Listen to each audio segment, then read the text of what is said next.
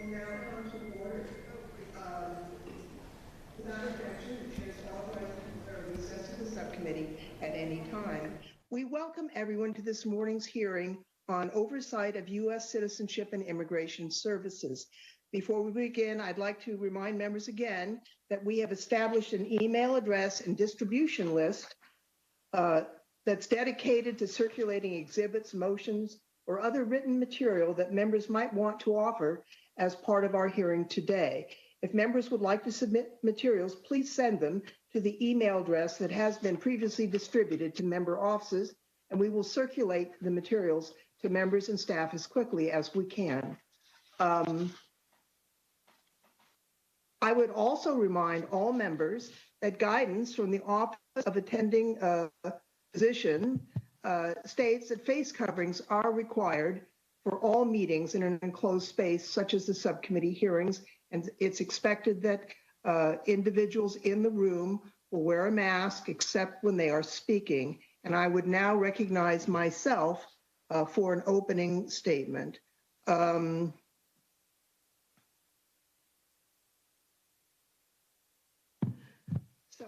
Today's hearing, the oversight of U.S. citizenship and immigration services, comes at a critical time. Since January of 2017, we have watched this administration strip away at USCIS's service-oriented mission and eradicate common sense policies that improve agency efficiency. Instead, the administration has implemented countless new policies that add bureaucratic red tape, increase costs, and restrict and reduce immigration channels. As is often the case today, the COVID-19 pandemic has exposed this mismanagement.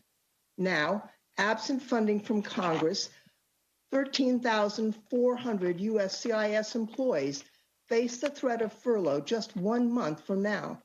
Agency officials have proposed repaying appropriated funds by imposing an additional 10% surcharge on all requests for immigration benefits. The agency blames its financial crisis on reduced filings during the COVID pandemic. But while this reduction in filings contributed to the crisis, USCIS was well on its way to insolvency long before the COVID-19 hit our shores. Last year, this subcommittee held a hearing to examine how restrictive policy and procedural changes led to record high case backlogs and processing delays. Despite large staff increases and decreases in immigration filings over the past 2 years, the backlog has only grown larger. The case backlog now stands at a staggering 2.5 million cases. USCIS frequently points to the growing case backlog as justification to hire additional adjudicators. And since 2016, the agency has added about 5,000 new employees while hiking fees to pay for the added salary costs. We observed this only 8 months ago when USCIS proposed an additional 21% fee increase, quote, to fund additional staff and, quote, perform more national security vetting. Yet in the same rule, USCIS acknowledges that the additional staff it plans to hire will not measurably improve processing times. Now USCIS has proposed a 10% surcharge on top of the 21% surcharge proposed earlier to repay appropriated funds. The agency is forcing customers to not only shoulder the cost of misguided management and policy choices, but to pay even more for slower services. This really is not acceptable. Additionally, even as the USCIS cites its drop in filings as the cause of its trouble, the administration continues to take actions to restrict immigration, further driving USCIS revenues into the ground. For example, on June 18, 2020, the Supreme Court ruled that the administration's rescission of Daca was unlawful. That means the Daca program that existed before the president's unlawful action was taken was reinstated. Just yesterday, DHS issued a new memorandum announcing that it is reconsidering the Daca program and shortening the permissible renewal period.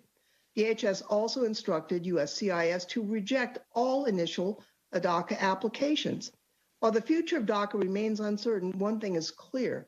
By holding new Daca applications at processing facilities for at least the week prior to issuance of this new memo, USCIS was directly violating the Supreme Court's judgment. Similarly, high demand for immigrant visas, it now seems that thousands of visas will go unused this year.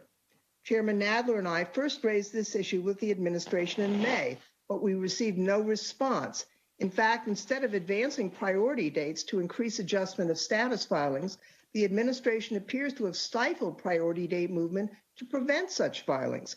Indeed, only recently, after we sent a second letter, did we see more movement in priority dates.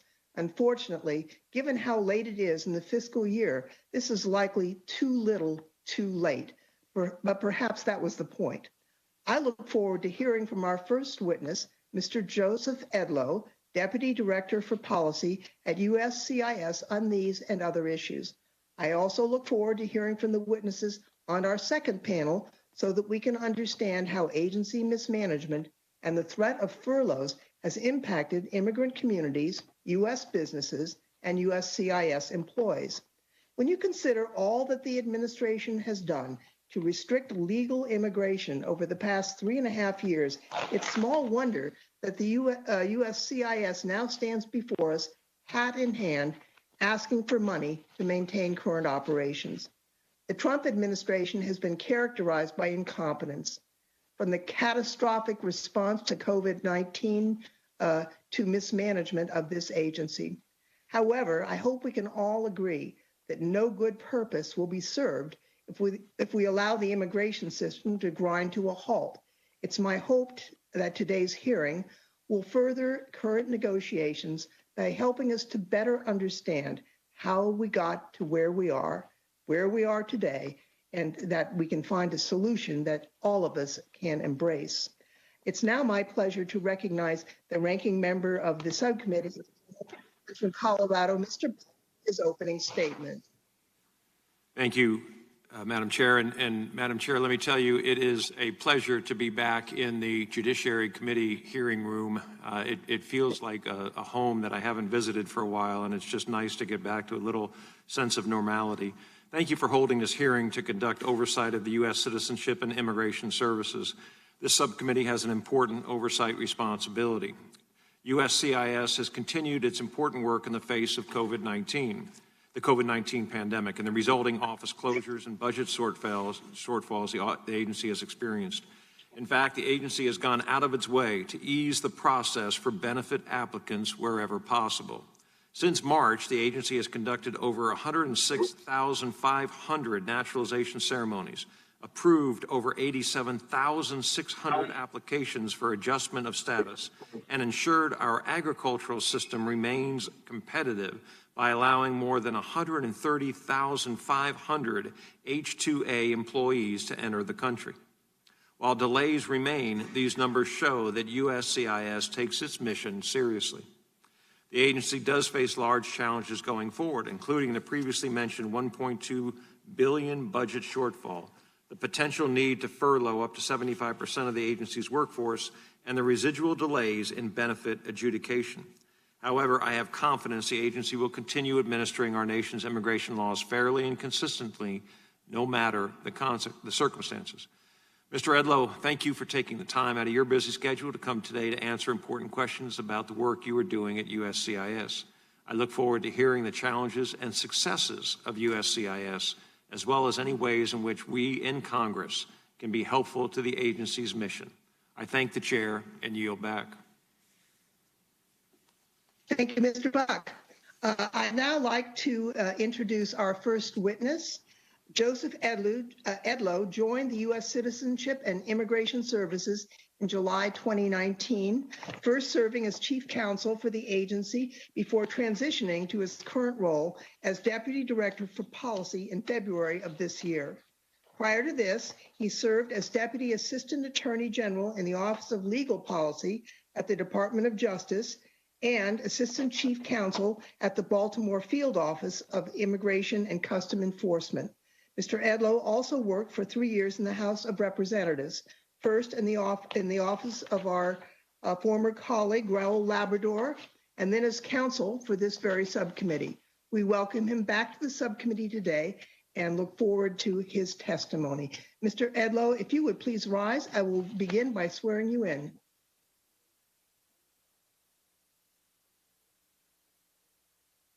Do you swear or affirm, under penalty of perjury, that the testimony you are about to give is true and correct to the best of your knowledge, information, and belief, so help you God? I do. Let the record show the witness answered the affirmative. Thank you. Please be seated. Please note that your written statement will be entered into the record in its entirety. Accordingly, I ask that you try to summarize your testimony in 5 minutes, and to help you stay within that time, there's a timing light on your table. When the light switches from green to yellow, you have 1 minute to sum up, and when the light turns red, it means your 5 minutes have expired, and we'd ask you to try and stop at that point. So, Mr. Edlow, you may begin. Thank you. Chairwoman Lofgren, Ranking Member Buck, and distinguished members of the subcommittee. Thank you for the opportunity to testify today. USCIS's mission is to safeguard the integrity and promise of the nation's lawful immigration system by efficiently and fairly adjudicating requests for immigration benefits while protecting Americans, securing the homeland, and honoring our values. I am here today on behalf of the nearly 20,000 dedicated and hardworking professionals of USCIS. It is my honor to lead them and the day-to-day operations of this agency. These are difficult times for our nation and for USCIS. The pandemic has affected virtually all aspects of American life and has had a dramatic effect on USCIS operations and revenue. Despite our best efforts, we have been forced to issue furlough notices to nearly 70% of our employees. Without funding from Congress, we will have no choice but to proceed with large-scale furloughs on August 30th. As you know, USCIS is unique among federal agencies. We are 97% fee-funded. The fees we collect for certain petitions and applications pay for our operations, including the salaries of our workforce. Those fees also cover the cost of adjudicating many immigration requests and benefits for which we do not currently collect a fee, such as asylum, refugee status, humanitarian visas, deferred action, and satisfactory departure. Unlike an appropriated agency, a fee-funded agency must have sufficient funding remaining on September 30th to carry over on October 1st to begin and sustain operations for the new fiscal year. The pandemic has virtually eliminated this necessary carryover funding. Without funds from Congress or a large-scale furlough, USCIS will run out of money in early fiscal year 2021. We have done what we can to mitigate this crisis by reducing spending, instituting a hiring freeze, and identifying more than $100 million of unliquidated obligations between April and June. We began the year working to adjust agency spending as we had already identified that our current fee schedule was insufficient to recover estimated costs this fiscal year. I have spoken to many of you and your staffs about our fiscal crisis and our funding proposal, which will ensure that USCIS continues operations throughout this fiscal year and start fiscal year 2021 on strong financial footing. Most important to me are the men and women of USCIS who continue to successfully perform our agency's critical mission under such uncertain circumstances in these unprecedented times. Facing a pandemic, USCIS employees engaged innovative strategies to continue limited naturalization ceremonies to prevent the spread of COVID-19. While our slowdown did delay taking the oath for some, I am proud to report that all 110,000 of those pending oaths will be completed by the end of this week. This is merely a snapshot of the spectacular work done by the talented and dedicated USCIS workforce. Starting in June, we safely and effectively reopened most USCIS offices while protecting applicant and employee safety during the ongoing COVID-19 pandemic. At field offices, we implemented a variety of measures, such as providing hand sanitizer at entry points, requiring facial coverings, installing physical barriers, and social distancing markings. At asylum offices, USCIS began conducting video-facilitated asylum interviews using available technology, including mobile devices provided by USCIS, to ensure that the asylum officer, applicant, interpreter, and representative can fully and safely participate in the interview while maintaining social distancing. As our offices resume in-person services, USCIS looks to pick up where we left off. Last year, USCIS naturalized 834,000 new U.S. citizens, an 11-year high. The agency completed over 103,000 credible fear claims, a record high and more than 113% increase since 2015, as well as approximately 79,000 affirmative asylum applications. The dedication and commitment of the USCIS workforce is inspiring, even as the financial situation and the specter of large-scale furloughs have been the toughest obstacle we have faced. I look forward to doing whatever it takes in working with Congress to resolve this issue. Lastly, I would like to acknowledge the productive conversation I have had with witnesses set to appear on the second panel later this morning. I believe we share a strong commitment to the USCIS workforce and remain confident that we can work together to find a resolution. Thank you again for the opportunity to testify today. I look forward to answering any questions you may have. Thank you, Mr. Edlow. And this is the time when members of the subcommittee may ask questions of our witness for 5 minutes each, and I will begin. As you're aware, except for uncapped categories such as immediate relatives, our immigration law provides a certain number of employment and family-based immigrant visas each fiscal year. There are millions of people who've been waiting for decades until a visa is available to them. According to recent reports, an estimated 5 million individuals with approved immigrant visa petitions are waiting in the immigrant visa backlog. Mr. Edlow, do you agree that the Immigration and Nationality Act requires these visas to be issued if there is enough demand? Congresswoman, I agree that we have a duty to get as close to the immigrant visa caps that Congress has set per year as we possibly can. And we are making progress this year to getting there. Obviously, with the in-person services closed for a number of months, including at application support centers, we have not been able to move as many as we would have liked to through the process. That said, as of July 16th, we have already allocated 86.8% of the fiscal year annual limit for employment-based preference categories. So we are moving. That's over 106,689 visas that have been allocated, and of that, most of that was USCIS. As you know, Mr. Edlow, several weeks ago, we were advised by DHS officials that as of April 29th, approximately 126,000 family-based visas and nearly 75,000 employment-based visas were available. And we had, Mr. Nadler and I had written about this. And in June, Mr. Nadler and I sent a follow-up letter to the Secretaries of State and Homeland Security expressing our concern that the departments were not faithfully complying with the law to ensure full use of statutorily authorized immigrant visa numbers for fiscal year 2020 and 2021. We copied you on the letter. We asked for a response to this letter. We asked for a staff level briefing by July 6th, but to date, neither has been provided. Now, why is that? Congresswoman, I apologize. My understanding was that you had received a response on that letter.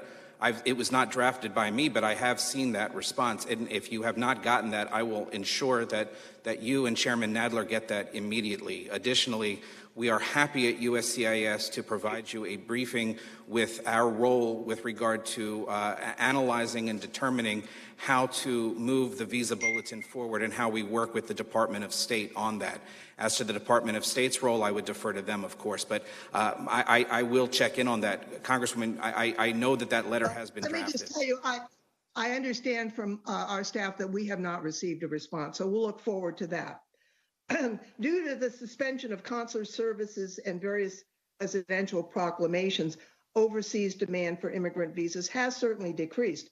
in recent months, but it's well documented. There's a great deal of demand for such visas from persons already legally in the United States. Visa availability, as reflected in the visa bulletin, is set by the Department of State in consultation with USCIS. Do you or other political appointees play a role in that consultation process?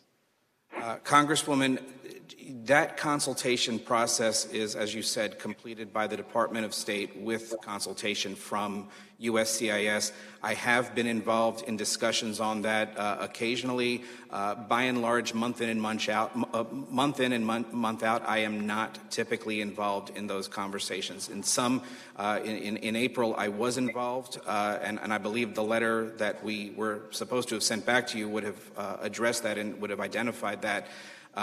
Certainly as we were trying to figure out what our next steps were with being able to process under our limitations from the pandemic, we did want to be careful as to moving that number forward, but then that number has significantly moved forward in the months following. But, our letter explains that. Mr. Edlow, let me just be frank. Members of my staff have received information from USCIS employees indicating that DHS political leadership overruled career officials in setting the priority dates for the July visa bulletin. Did you have a role in that in the July visa bulletin?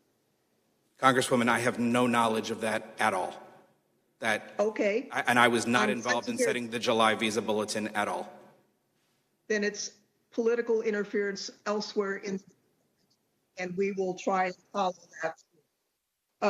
I'm nearing the end of my time.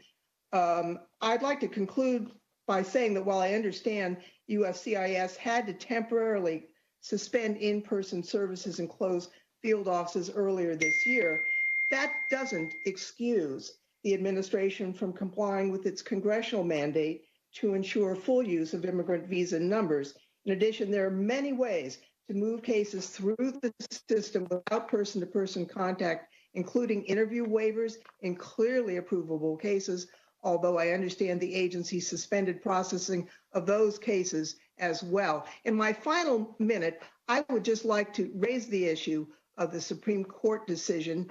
Other members may want to talk later about Daca. The Supreme Court ruled that what the administration did was unlawful, and putting aside yesterday's reconsidering and prohibiting new applications, the department was clearly in violation of the Supreme Court decision for at least a week and maybe currently.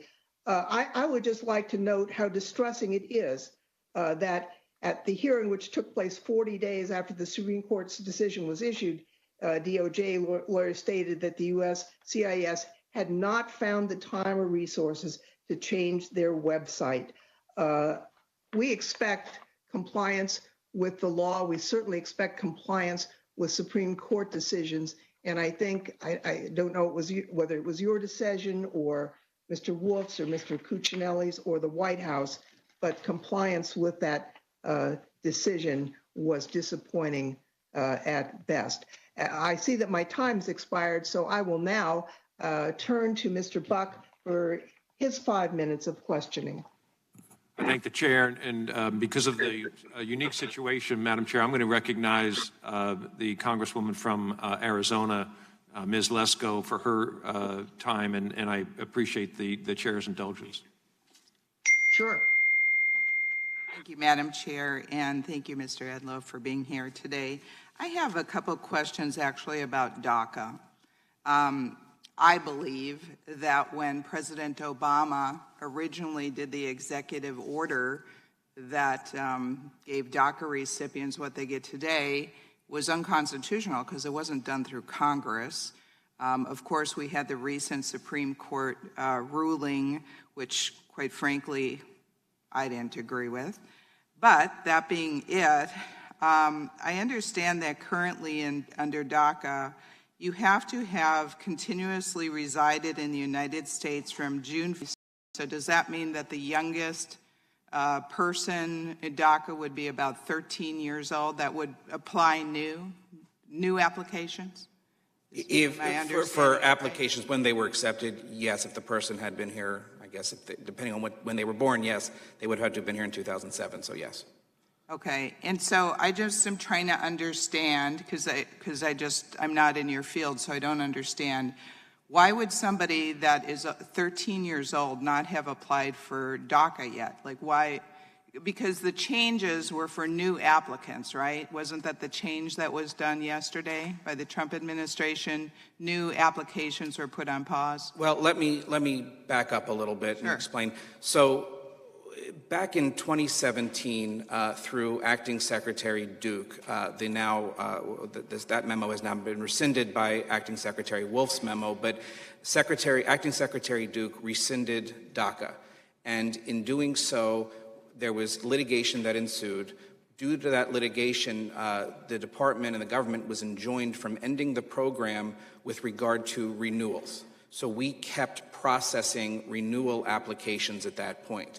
However, we did stop all new applications. So new applications have not been accepted since, I apologize, I don't remember the date off the top of my head, but sometime in 2017 or 2018. And that's been the status quo since then. And then until now, when we have the Supreme Court that ultimately found that the program could be rescinded. There was no question about that, about the legality of rescinding it. It was the manner in which Acting Secretary Duke rescinded it. Accordingly, what we did at that point was begin to hold new applications while we continued to talk with our attorneys, both within the department as well as with the Department of Justice, to figure out what the next steps would be. But there has not been an opportunity to apply for an initial DACA or to have that processed since 2017, 2018. Thank you. That makes sense to me. Thank you for explaining it to me. Can we pivot now to the backlog cases? There's been, I think in the opening statement, Madam Chairman had said, that you're really far behind in processing, that the Trump administration has done a terrible job. I'm paraphrasing something to that effect. Can you kind of respond to that? Because I have a bunch of information here that actually you've done a lot of processing in different fields. Would you like to respond? I would be happy to. Thank you, Congresswoman. So in the queue of cases that are outside normal processing times, which is what is typically referred to as the quote-unquote backlog, we do have right now about 2.5 million. We also have another 2.5 million cases that are in processing times. And there are the third group of cases that are pending but are outside of USCIS ability to control. For example, we have a request for evidence out, or we're waiting for something from somebody else. So, we are absolutely making progress and doing whatever we can to add efficiencies into the system and using new methods of e-filing and e-processing to bring down the time of adjudication. Now, expediency is absolutely critical. I'm not saying it's not, but we have to balance that with making sure that we are doing a fulsome adjudication and properly ensuring that the integrity of this system is met. We cannot allow speed to be the enemy of making sure that the applications are approvable. And so I support the career men and women of my agency who have done a phenomenal job of ensuring that their adjudications are within the law, they're within the scope, and I'm very impressed with the work that I've seen since I've taken over the helm. The Gentlelady's time has expired, so let's turn now to the Gentlelady from Washington, Ms. Jayapal. Thank you, Madam Chair, and Mr. Edlow, thank you for being here.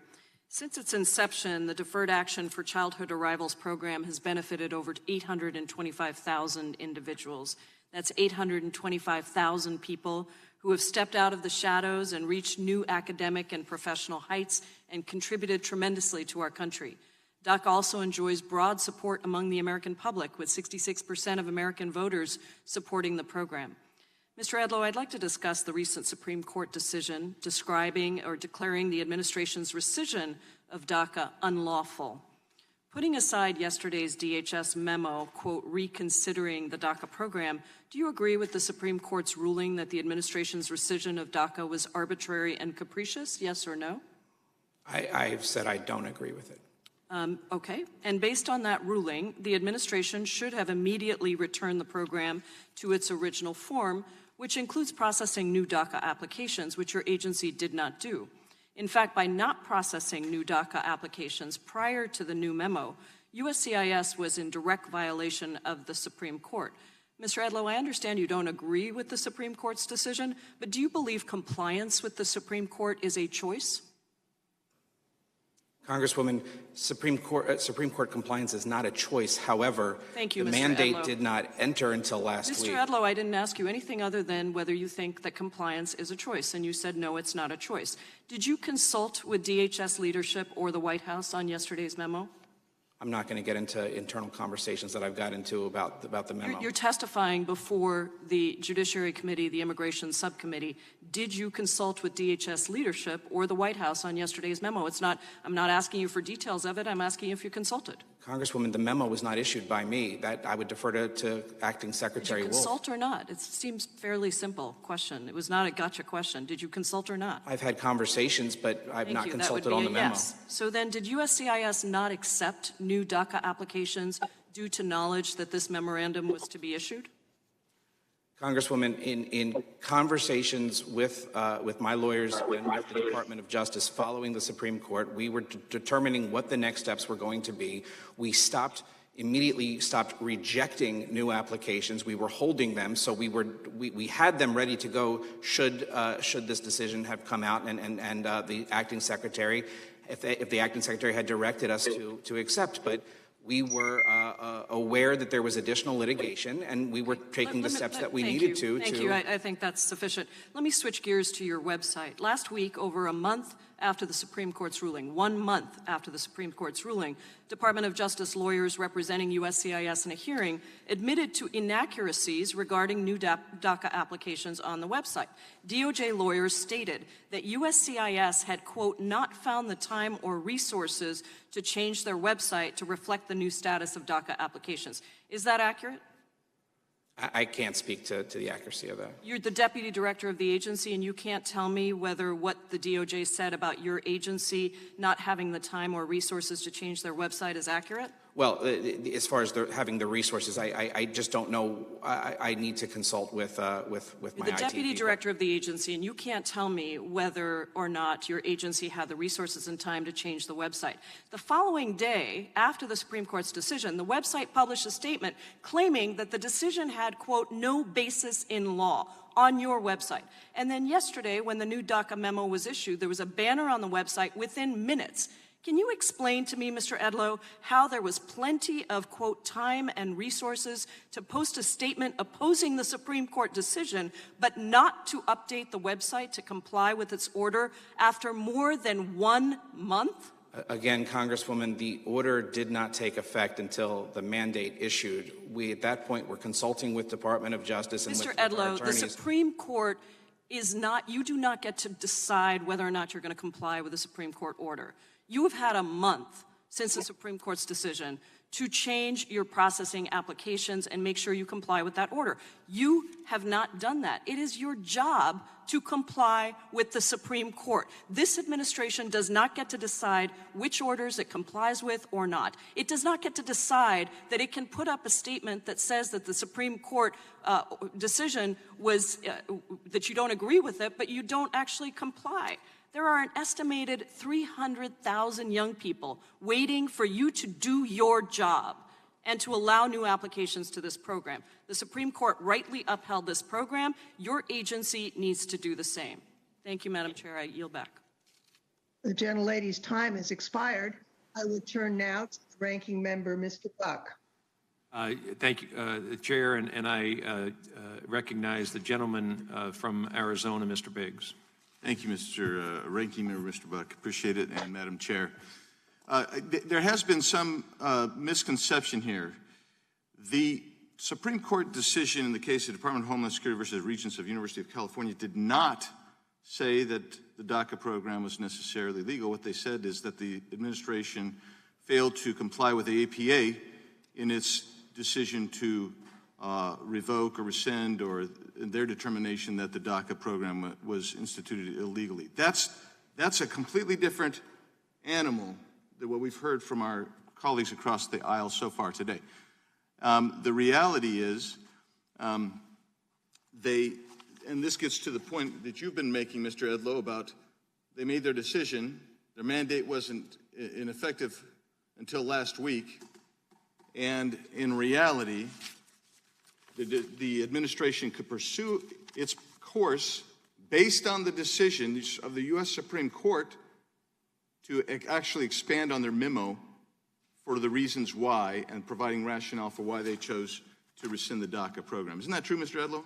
That is, yes.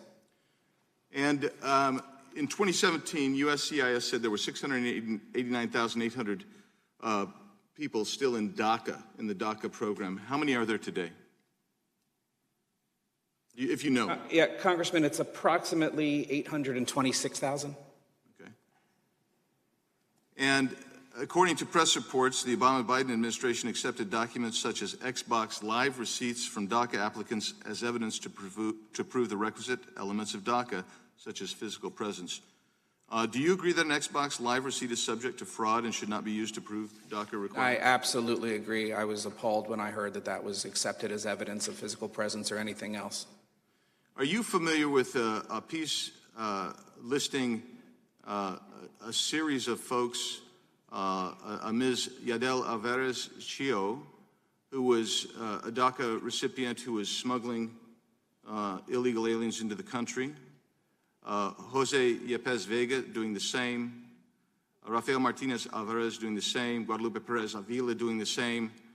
Are you aware of some of those cases, and what happens to those people who are using their Daca status to violate U.S. law and are doing things such as smuggling illegal aliens into the country? Yes, thank you, Congressman. I can't say that I'm familiar with those specific examples, but in general, if we determine, or if there's a determination made that the individual is using that status or is committing crimes and has been convicted, that case would obviously be referred to Homeland Security investigations for appropriate prosecution and then termination of the Daca program. Do you know, Mr. Edlow, how many folks have been referred to DHS for investigation regarding crimes committed in the U.S.? Congressman, we've put out several reports on that. I would need to get back to you on the exact figure. If you would do that, absolutely, sir. And one of the things that you're here for today is obviously oversight, but in particular is your concerns. I mean, the chairwoman mentioned the furloughs that are pending. Tell us about that and the finances to try to keep people from being furloughed so you can fulfill your duties, and how long it will take to pay that money back. Thank you, Congressman. Yeah, we are in a tremendous budget shortfall at this point. Prior to COVID, we were operating at a deficit. Frankly, we've been operating at a deficit for the last several years, but we were in no way in a budget shortfall that was going to cut into our mission or potentially bring about furloughs. This was the result of COVID, and we have charts that I believe we provided to the committee to show the significant dip in our receipts during this year, something that we're still trying to recover from. We have asked for approximately $570 million to finish out this fiscal year and $650 or so million to begin the next fiscal year. As I mentioned in my opening, since we are fee-funded largely, we need carryover. We don't have surplus. We have carryover. So when the reports came out the other day that if we didn't furlough employees, we would still have some degree of surplus to roll over into the next year, that's just not accurate. Surplus, by definition, is something that would be unobligated and likely have to be returned to the Treasury. In our case, it would be carryover that would be used for obligated funds and expenses. And we need to make sure that we're able to address this in a way that I can take care of my work. The gentleman's time has expired. We'll turn now to the gentleman from California, Mr. Correa. Thank you, Madam Chair, for holding this most important hearing. And Mr. Edlow, thank you very much for being here today. My district is home to the largest number of dreamers in the country. And I got to tell you, they're scared. My daughter has a lot of friends that are dreamers. They come to my house and they ask, what can we do? We're scared. And they have a good reason to be scared. They're essentially political piñatas. Obama created the program. Trump administration created the program. United States Supreme Court said, you didn't terminate the program correctly. Go back and do it again. Then just a few weeks ago, President Trump said, I'm going to provide dreamers with a pathway to citizenship. We're waiting for language so we can act on that piece of legislation. Then yesterday, you have a new memo with new instructions so you can understand that these individuals, that by definition, to be a Daca recipient, you have to follow the law, gainfully employed or be going to school. A lot of these dreamers are frontliners in the fight against COVID. They're nurses, healthcare workers. And you know what? They're also growing our crops and harvesting our crops and working at poultry plants.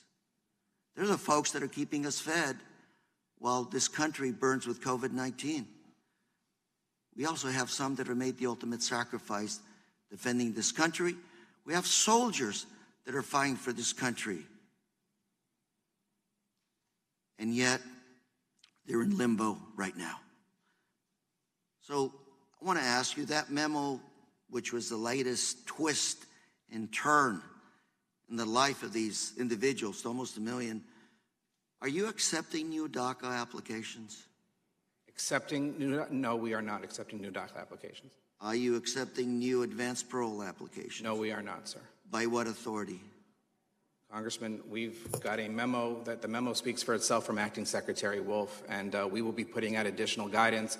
I will be putting out additional guidance in the coming days as to exactly how we are going to be responding to every type of application and request that comes in on that. But, sir, if I can turn briefly to the limbo that you refer to and just change it slightly. I understand where you're coming from, but I also want to address the fact that our employees are also in limbo. And I know we've spoken about this. You have a significant number of employees in your district, in my district who are also in limbo. And that is why I do want to make it as clear as possible that my primary goal here is to impress upon you the important work that my staff is doing, that our workforce is doing, and that I really need to make sure. And let me tell you right now, I know many of those workers that work for you, they're my constituents. And I've told them we're trying to come up with a solution. And that's part of the message here today, which is how do we get back on track to make sure that you process those applications in a timely manner, which leads me to my next question, which is agency remote naturalization oaths. How are we doing with that right now? Remote naturalization is not something that we are presently considering, and let me explain what's going on there. We've got a minute and a half, so I'll try to be as brief as possible, sir. During the pandemic, when we had to cancel so many pending oath ceremonies, we were concerned about how we were going to get through that. Since we've reopened, we've been able to get through that entire backlog. So do you believe you'll be moving in that direction? I sent you a letter signed by Democrats and Republicans urging you to move in that direction. I understand, sir. Is your position you don't have the legal authority? I don't think we have the legal authority. I also am concerned about the operational implementation of it with regard to getting people their naturalization certificates, ensuring that people are in the I got 45 areas, seconds, so let me.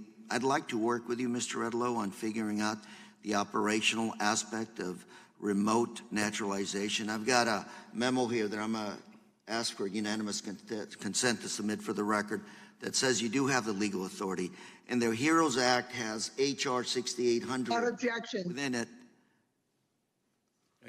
that essentially talks about clarifying and urging you to move ahead with remote naturalization. Mr. Correa, as I said, I have concerns, but as you know, I've worked with you before. I'm happy to work with you and work with your staff and discuss this more. The only thing that I do want to mention, too, is we need to remember that only part of the naturalization ceremonies that we do are administrative. There's a large part of this country that is exclusive jurisdiction before the courts, and so I can't do anything as far as that. I'm out of time. If I would like to conclude in 2 seconds, I just want to say, Mr. Edlow, let's work on these issues. These are very important topics for new Americans, for folks that are working hard to keep this country great. Thank you very much. I yield. Let's turn now to Mr. Buck. I thank the chair, and I want to thank Mr. Correa just briefly for his hard work on the TikTok bill and moving forward on that. It was a great demonstration of bipartisanship, and I appreciate that. And I would ask the chair to recognize Mr. Stubbe for his questioning. Well, Mr. Stubbe is recognized. Hello, Mr. Stubbe. Hey, Madam Chair, thank you for this hearing. I yield to Mr. Buck. I thank the gentleman. He's just yielded to you, Mr. Stubbe. Yeah, I'm yielding back to him so he can yield to another member. Okay, very fine. Thank you. We're playing a little ping pong here, and Mr. Stubbe is a great athlete, and I appreciate him yielding to me. Mr. Edlow, wanted to ask you real briefly, you mentioned that the backlog and the need for additional funding is a result of the coronavirus issues that we are facing. Would you please expand on that? Yes, certainly. First of all, Mr. Buck, just so you understand, I'm not saying that the backlog is a result of COVID. The backlog is something we've been dealing with for a number of years. It's the ebb and flow of receipts given programs coming in or things of that nature. But the funding issue, yes, is a direct result. We have a chart that I believe we've provided to the committee that shows, at least during frankly, during this administration, the dip in receipts in the end of February through March and April of 2020 was significant. It was a drop of several hundred thousand to the point where we could not, we went from a deficit that we could recover from to a deficit where there was no way to complete the fiscal year without additional funding. In the total amount of additional funding, from what I heard, the two numbers that you mentioned, somewhere in the 1.3 billion, 1.4 billion range? 1.2 or so. Okay, yes. 1.2 billion. Are you aware that we are going to be considering a new bill for coronavirus relief that is coming over for the Senate? And it has $70 billion in that bill for K through 12 education. Are you aware of that? I was aware that the bill exists. I have not looked at it beyond what was included. Okay, so you're talking about $1.2 billion for a federal government function, and Congress will be considering $70 billion for a local function, K through 12 education. The CARES Act had $150 billion in it for state and local governments. Again, not a federal function that we're talking about, a constitutional federal function, frankly, but a function that Congress has considered to help absolutely appropriately with state and local governments. $175 billion in the CARE Act for hospitals. $45 billion in the CARES Act for FEMA, state and local disaster relief. A total of $765 billion was appropriated by Congress to state and local governments for coronavirus relief. And you're asking for $1.2 billion. And I think it's important that we put that in perspective. Congress spends billions of dollars, in my opinion, wrongfully, but we spend billions of dollars all the time, and you're asking for really a drop in the bucket that we should be appropriating to make sure that we are doing our job as a federal government and one of the core functions of the federal government.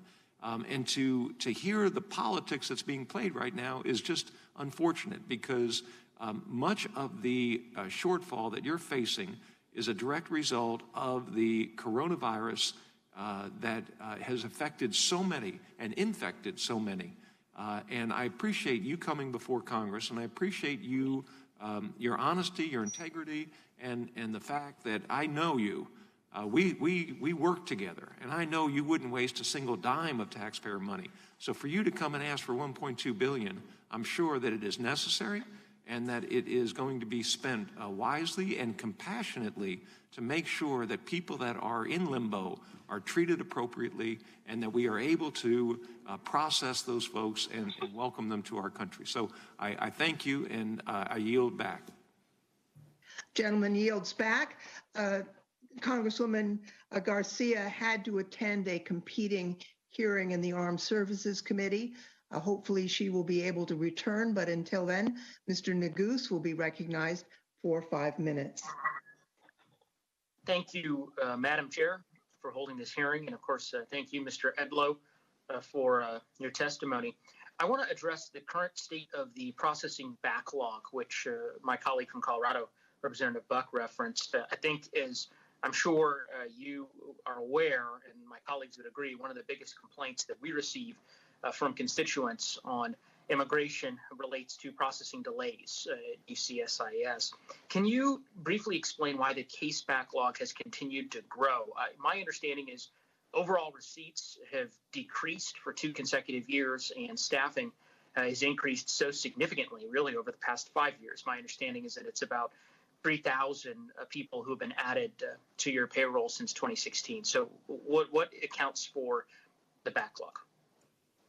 Well, sir, receipts have declined, but they've also increased in other years in 2017 and 2018, and trying to move to be able to complete these cases. We're not at a point yet where we are completing more cases than we're receiving in.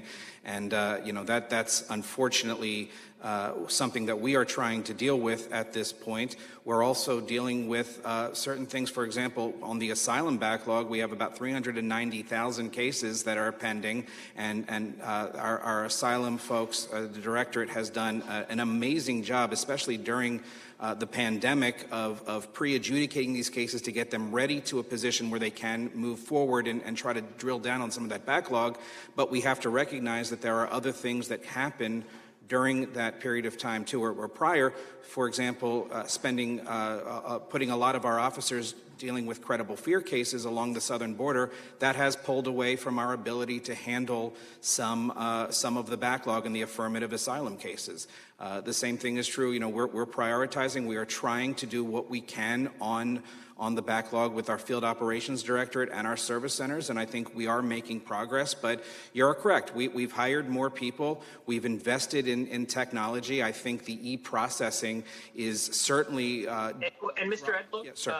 Just because my time is limited, I would say I want to say first thank you for your candor, because I do think, with respect to one of the issues that you mentioned, clearly, to the extent that, again, I understand the data might mean different things to different people, but as I understand the data, shows that the processing times on average in the aggregate, that the applications rather in the aggregate over the course of the last 4 years have in fact gone down. And so, as you said, to the extent there are competing priorities, to the extent this administration has made decisions to reallocate resources within your agency to other purposes, which in turn implicates the processing times at USCIS, I think that is in fact one of the main reasons why that backlog persists. But nonetheless, I appreciate your answers in that regard.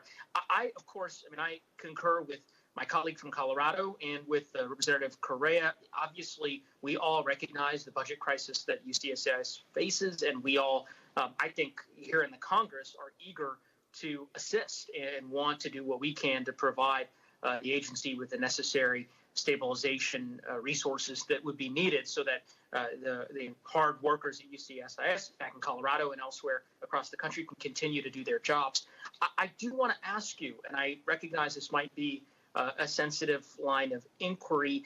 My understanding from my colleagues on the House Appropriations Committee is that the administration is yet to submit a formal request for emergency funding. And while I'm aware that OMB has sent a letter supporting your request, the lack of White House involvement is, at least in my view, is apparent. And so I am wondering, have you spoken or communicated with senior White House or senior DHS officials about the budget crisis and about this request for funds? And have you communicated with them about the need for the White House, for Mr. Cuccinelli, for others to tell Congress that they support this request so that we can ultimately build the political consensus here on Capitol Hill to get it done? Yes, Congressman, you're correct. Mr. Voigt from OMB did send a very strongly worded support letter to the appropriators. Additionally, Acting Secretary Wolf has sent a letter on our behalf, and Acting Deputy Secretary Cuccinelli has made numerous phone calls to members in both the House and the Senate about our issue. So this is something that's a whole of government approach to try to address. And I've had conversations with people in the White House, with OMB. They are strongly supportive of this as far as their determination or their decision that no active support, no formal, as they're called, quote unquote, formal request has been sent. I would defer you to OMB on that, but there's no lack of support for this request from the White House, from OMB, or from the department. The gentleman's time has expired, and I think, if I may intervene, it would be helpful to get a formal request. I mean, we're not doubting your support, but there's some processes. And I will turn now to the gentlelady from Florida, Ms. Cassell Powell, for 5 minutes.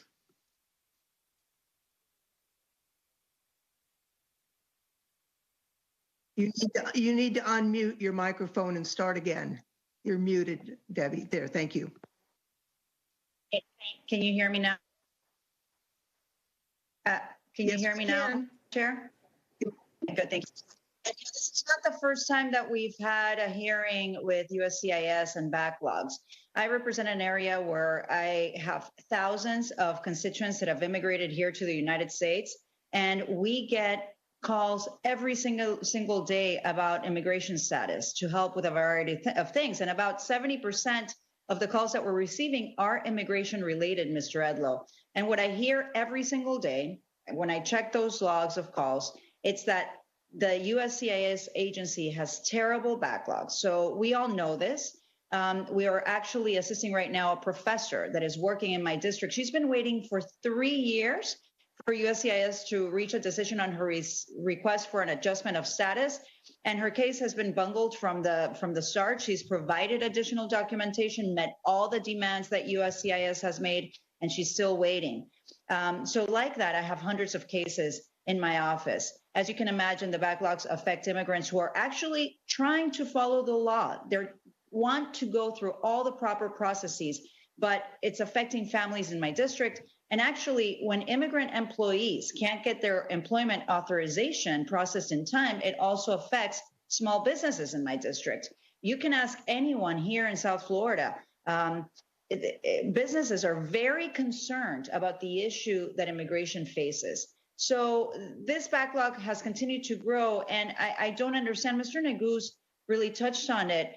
We have continued to see an increase on staff that has been brought on by the USCIS, but the backlog doesn't decrease. And now you're here asking for more funding.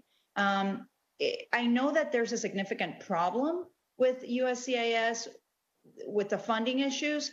I also know that you're furloughing many employees. I actually have met one employee that told me just this week that she received a notice from one day to the next that she's going to be furloughed as of August 30th without any sort of back pay or any benefit, and she had to scramble to look for a job. So let me just say that in my district, I have a Kendall office, and people may lose their jobs. So I'm very concerned not only about the immigration community in South Florida, but also of the workers in the Kendall office that may lose their jobs. So if the 13,000, Mr. Edlow, if the 13,000 USCIS employees were furloughed for any significant period of time, let's say 30 days, how would that impact the case backlog?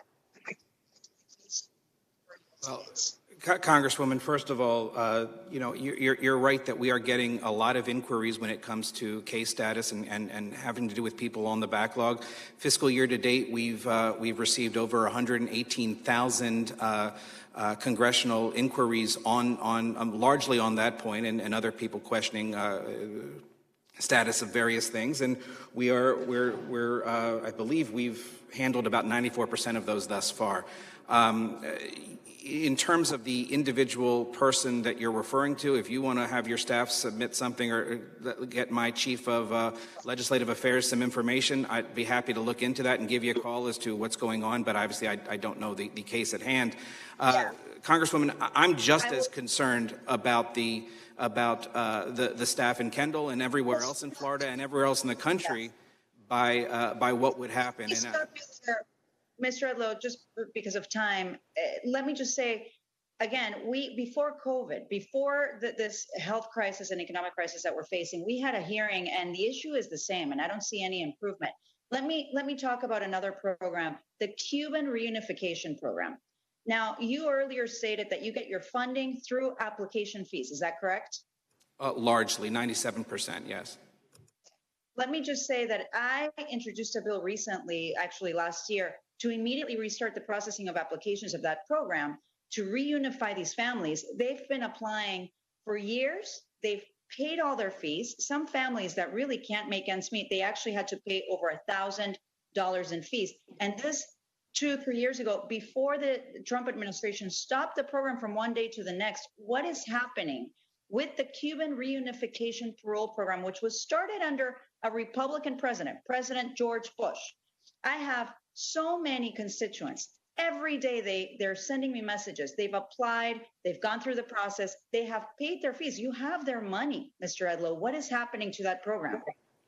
Congresswoman, I would be happy to get back to you on that exact program and provide you and your staff a briefing on that.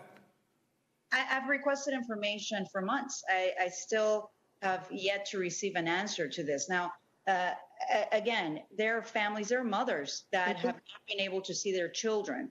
They have sick. Has expired. If you can give me information, thank you, Madam Chair. If I can get a let's make sure that not only the gentlelady from Florida, but the entire committee be briefed on this as soon as possible. Yes, I understand that the gentlelady from Texas, Ms. Escobar, has had to join Congresswoman Garcia in the Armed Services Committee hearing. It's a very important hearing on the murder of Vanessa Guillen. And so I will now recognize the gentlelady from Texas, Ms. Jackson Lee, for her 5 minutes. Thank you, Madam Chair. I will shortly be joining my colleagues in the Armed Services Committee for the hearing on Vanessa Guillen, who was brutally murdered on the grounds or as a United States military person in the United States Army. What a very tragic and heinous circumstances. Let me, Mr. Edlow, indicate that we are well aware of the plight that the agency is in, USCIS, because of the decrease in fees and the request or the need for about $1.5, $1.2 billion. I did not hear your answer. Did you say that you'd made the request for emergency funds? Congresswoman, we made a request. We worked with the department as well as OMB, and we were the ones authorized to bring that to the appropriations committees, and I've made that clear to the authorizers as well. A support letter was sent from OMB, and letters have been sent from Acting Secretary Wolf, and calls have been made by Acting Deputy Secretary Cuccinelli. Well, let me just say, members want to be responsive to this system of immigration that has been the cornerstone of the growth and unique experiment of the United States. But we have some grave concerns. So let me publicly say, and I'll ask, I denounce and find abhorrent and outrageous the response of the administration on Daca. Daca is part of the infrastructure of my district. I have had Daca employees, Daca interns. I've invited a Daca, Mr. Cesar Espinoza, student to the State of the Union. And I'm confused about, one, the order that says that new applications will be rejected and that it will be a one-year turnaround or a one-year application process. Would you give me very briefly the thinking of any sense of humanity for a one-year status and having to reapply again. How does that make sense? Congresswoman, I would refer you to the memo which lays out Mr. Wolf's rationale for that. I was not part of that decision. Why don't you briefly characterize it, since I'm sure you've read the memo? I have. As Mr. Wolf has said, we are in the process now, and this is what the memo says, of reviewing the DACA program to determine what next steps are appropriate. And during that period of time, it makes more sense to have people realize that this is now a one-year renewable status. So convey to Mr. Wolf the complete, absolute condemnation of the majority at this time in the House of Representatives, and to acknowledge that that is insensitive and inhumane. I think my colleagues have already made the record of the widespread service that DACA status persons are, from the United States military to first responders to COVID-19 hospital personnel, and that it is tragic that a nation that was built on the hard work of immigrants, and certainly those of my descendants, enslaved Africans, would do a dastardly deed like this. And let me move to the idea of people who are waiting in line. And I would ask and join my colleague from California, Mr. Correa, about remote naturalization and how can we help move that forward. That would help with the fees. As you well know, there's an enormous backlog. I've been on this committee now for 25 years, I think, with consistency, and the Subcommittee on Immigration. How can we help have you deliberate and think on the idea of remote naturalization and also the processing of individuals seeking legal status, such as green cards and others? How can we work to get that done? I look forward to working with this committee to address that. As I said, I believe there's some legal impediments right now to the remote naturalization. I would say, there are increasing receipts when it comes to naturalization. And ma'am, I do want to make it known that during this administration, on average, we have seen record highs of naturalizations, which includes about 20,000 on average more naturalizations per year than in the previous administration. We are working very, very hard to prioritize naturalizations and do what we can on that front. Well, I don't know how that could be the case when you do have a budget deficit and there are so many people in our respective districts that have not been able to be naturalized. And so I commend you to doing the right thing and deeply digging into the remote naturalization, and we will address the numbers. The gentlelady. If I just may respond to that briefly. Gentleman wanted to respond. Very briefly, the gentlelady's time has expired. Thank you, Madam Chair. If I just may briefly respond, as far as the receipts, we do have a lot of pending naturalization cases, but those receipts have already come through, so we've already used that to adjudicate cases that are now passed. As far as the naturalization efforts that are pending right now, as I said, anyone who was going to be oathed but was stopped because of COVID has now been oathed. It's just now a matter of getting back into the interviews. We are taking very creative measures to try to get people interviewed as quickly as possible and move that forward. But this is something that's going to take some time. But we are working on that. Thanks, Mr. Edlow. Thank you. Before calling on Ms. Scanlon, I would like to remind members who are physically present that there is a requirement to wear a mask, and that mask should cover both your nose and your face. If you are unable to do that, we would ask members to leave the physical space and participate remotely, noting that our colleague, Mr. Gomert, has just announced that he has tested positive for COVID, and he was a member who was unwilling to consistently wear a mask. It's a reminder that this is very serious, and if you're unwilling to wear a mask that covers both your nose and your mouth, please do leave the room, and we will arrange for you to participate remotely. At this point, I would like to recognize Ms. Scanlon for her 5 minutes. Thank you very much, Chairwoman Lofgren. I also have been getting a lot of calls about naturalization in my district. I represent the Philadelphia region, and I think 10% of my constituents are foreign-born. So a lot of family members, et cetera, who are anxious about that. We've talked this morning a lot about remote naturalization. But what about socially distanced naturalization? We've seen in other regions of the country there have been drive-through, there has been the use of high school stadiums, things like that.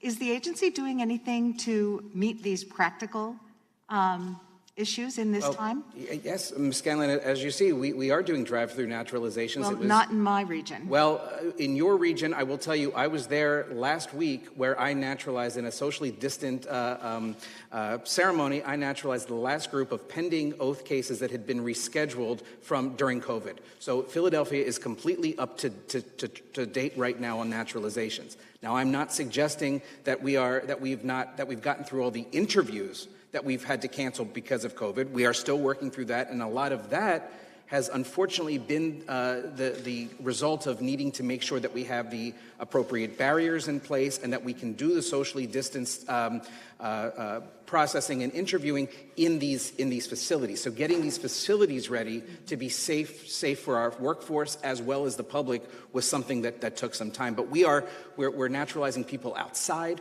We're doing it in a way that keeps people 6 feet apart. The staff, what I witnessed was one group going out before I was going to go into Naturalize. I watched my staff work so tirelessly to quickly sanitize that whole room so that we could have the next group moving forward. I was in Virginia a couple weeks ago to do a naturalization ceremony. Maybe we can pursue this offline because I've only got a couple minutes. But I appreciate hearing that because my office had been reaching out and we hadn't been able to get that information. I'm happy to continue working with you on that. A socially distanced naturalization. I would love to have you. I will go with you in Philadelphia if you want to do it in Virginia or Baltimore, whatever you'd like. Philly would be best. All right, we'll do that. Okay. This is only my second hearing of this sort. Last year I was here because it's my first full term in Congress, and last year we heard about the backlogs and the funding challenges.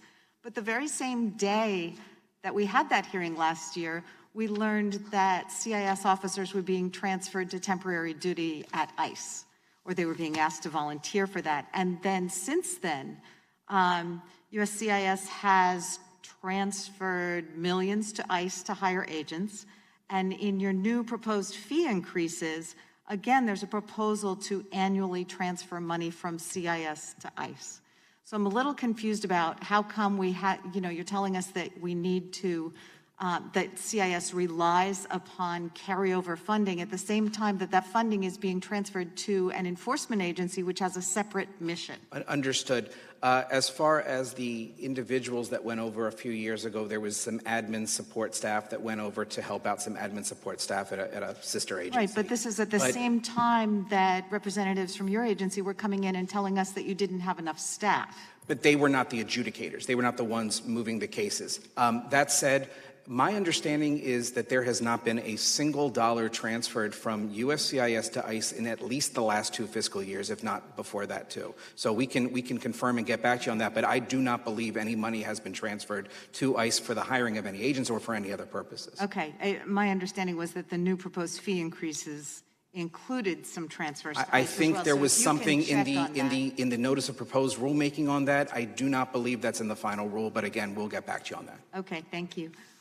In December of 2019, Congress passed the Liberian Refugee Immigration Fairness Act as part of the NDAA to create a roadmap for citizenship for Liberians who'd been here for a certain amount of time. I think there's about 10,000 Liberians who are eligible. There was only a one-year window for implementation of that, and it took months after December 2019 for CIS to issue guidance, and then, of course, we land in the middle of this pandemic. So we're running out of time. Are you familiar with that program, and do you have any ideas on how we can get through the backlog? Apparently not a single application for that program has been processed yet. I am absolutely familiar with the program, and I remember when guidance was issued on that after the bill passage. I will need to get back to you as to what's going on with the status of those individuals who have applied. I'd appreciate it because we have a very vibrant, one of the larger Liberian communities in my region. And with that, I'd ask unanimous consent to introduce a statement from Hyacinth Council Immigration Agency on why we need to extend the deadline for Liberian citizenship given the extraordinary barriers that have arisen this year. With that, I'd yield back. Thank you.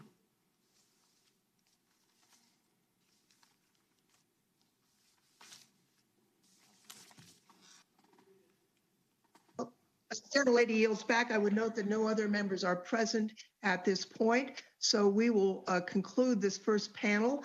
I would note, Mr. Edlow, that we will keep the record open for 5 days. Members will have 5 legislative days to submit additional written questions for witnesses or additional material for the record, and we would ask that you respond to those questions promptly if should that occur.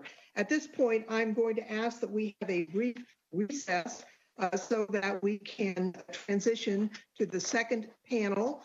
And I would like to remind members once again of the requirement to have a mask that covers both your nose and mouth. And if you're unable to do that, we will ask that you leave the hearing. With that, we are in recess for about 5 minutes.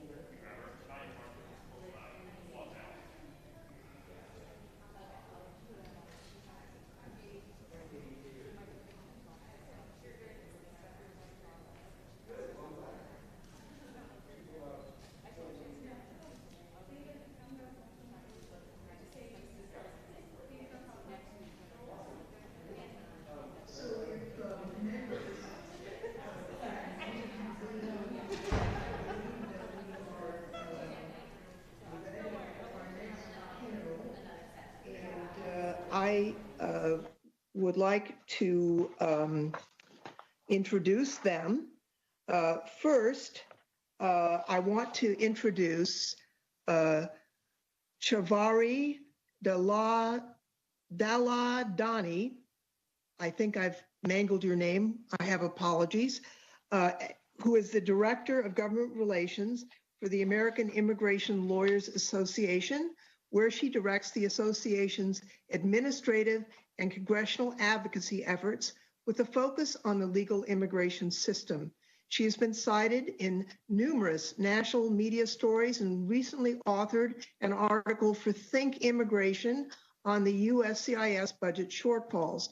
Prior to joining AILA in May of 2019, Ms. Daladani served for 11 years as counsel with the USCIS Office of the Chief Counsel. Michael Knowles is the president of the American Federation of Government Employees, Local 1924 AFL-CIO. Local 1924 represents over 2,500 USCIS employees in the National Capital Region. Mr. Knowles also serves as Special Representative for Humanitarian Affairs for the AFG National Citizenship and Immigration Services Council 119, which represents 14,500 USCIS employees worldwide. Mr. Knowles has worked in the fields of human rights and refugee protection since the end of the Vietnam War and has served as an asylum officer with the USCIS Arlington Asylum Office since 1992. Doug Rand is a senior fellow and director of the Technology and Innovation Initiative at the Federation of American Scientists, focusing on the intersection of immigration policy and artificial intelligence.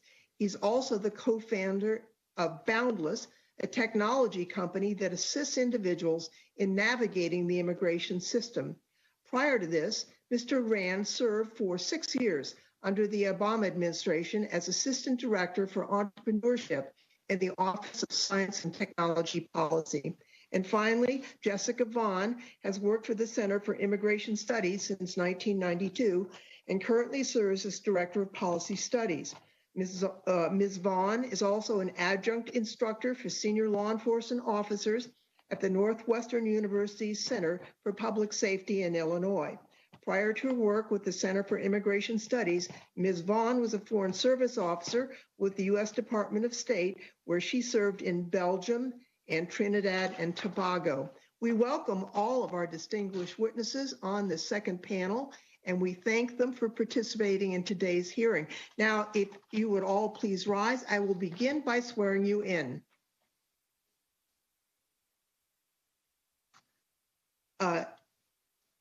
Do you swear or affirm under penalty of perjury that the testimony you are about to give is true and correct to the best of your knowledge, information, and belief, so help you God?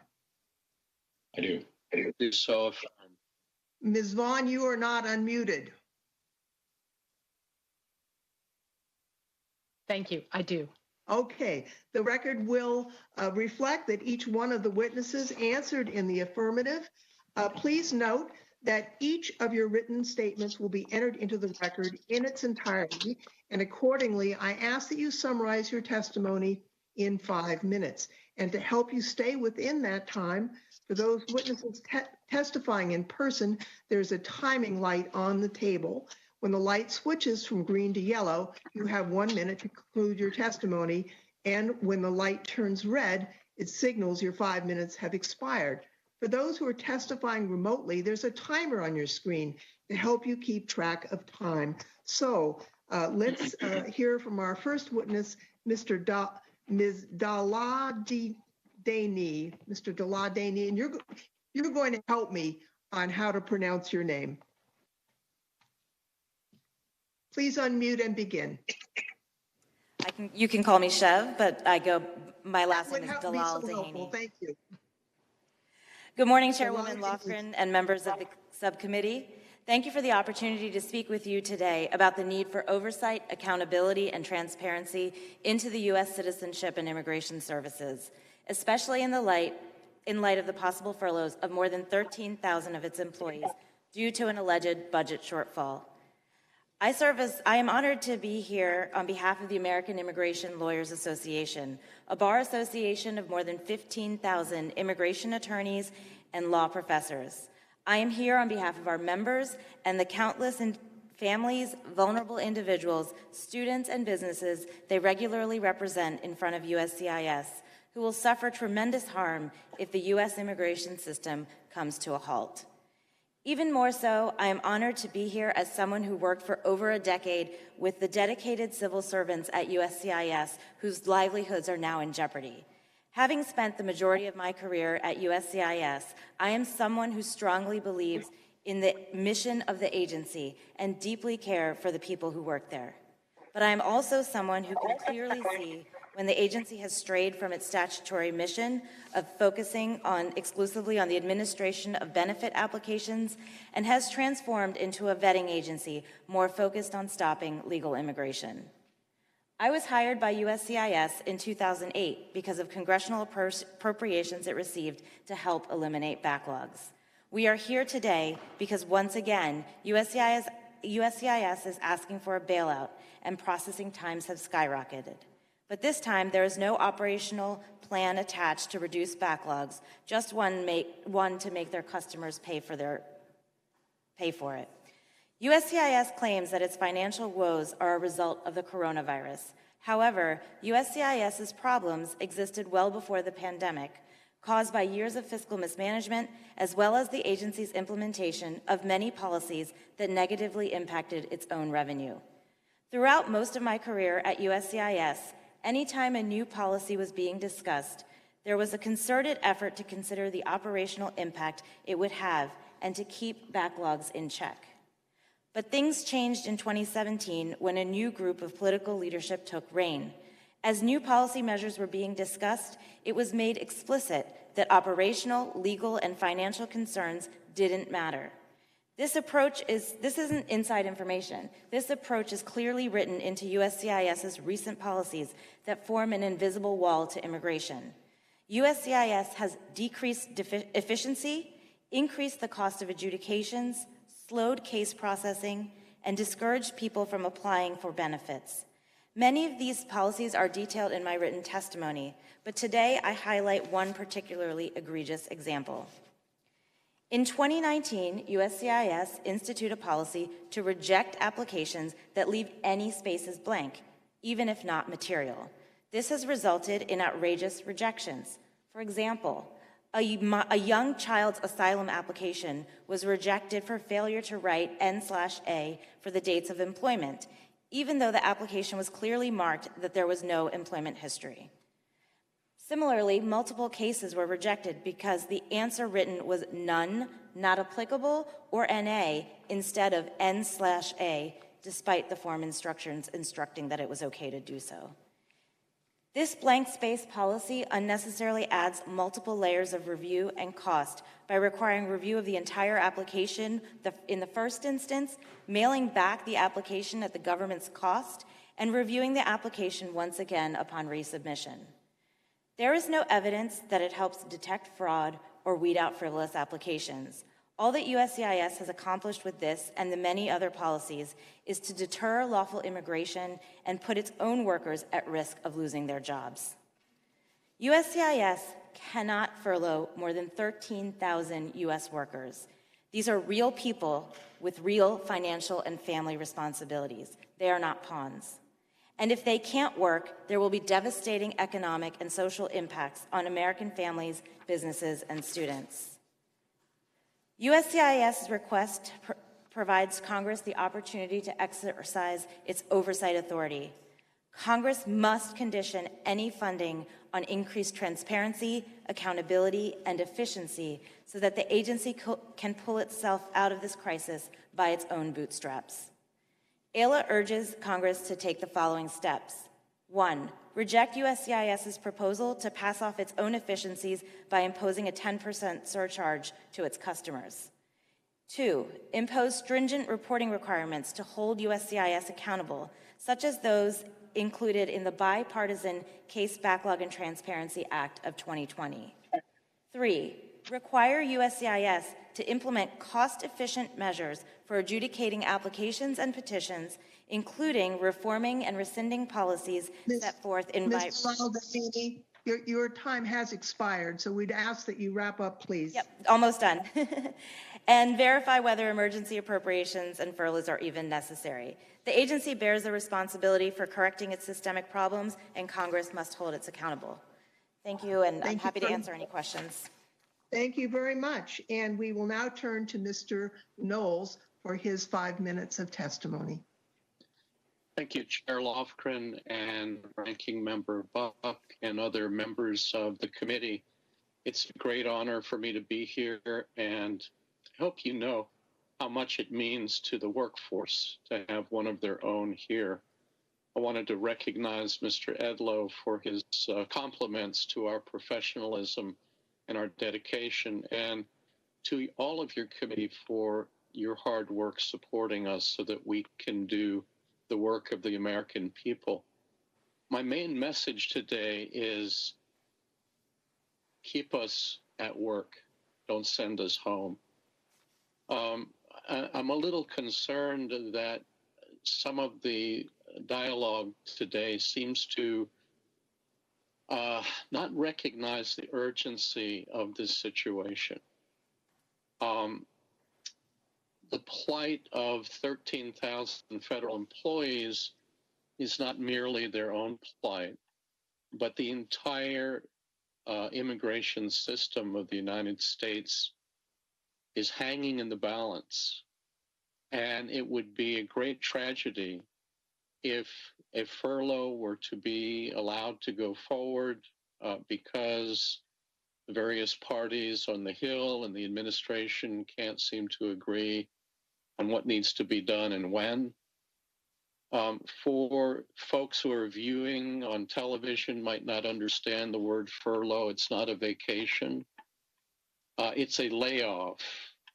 It's actually people being without work, having their benefits disrupted, and it could become a permanent separation from duty if measures are not taken to restore our operations. I liken the word furlough to a free fall.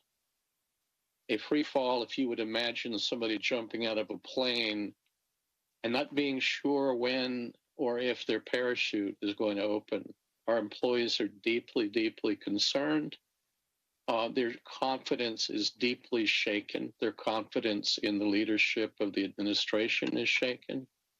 And frankly, their confidence in the Hill is shaken because they're just not quite sure people value their work and the importance of their work to our country enough to act swiftly. And so we're here today to implore everyone concerned, red, blue, left, right, center, administration, Congress, please act now. We're well aware of the concerns that many have about the crises facing our country, the pandemic, the crisis of immigration.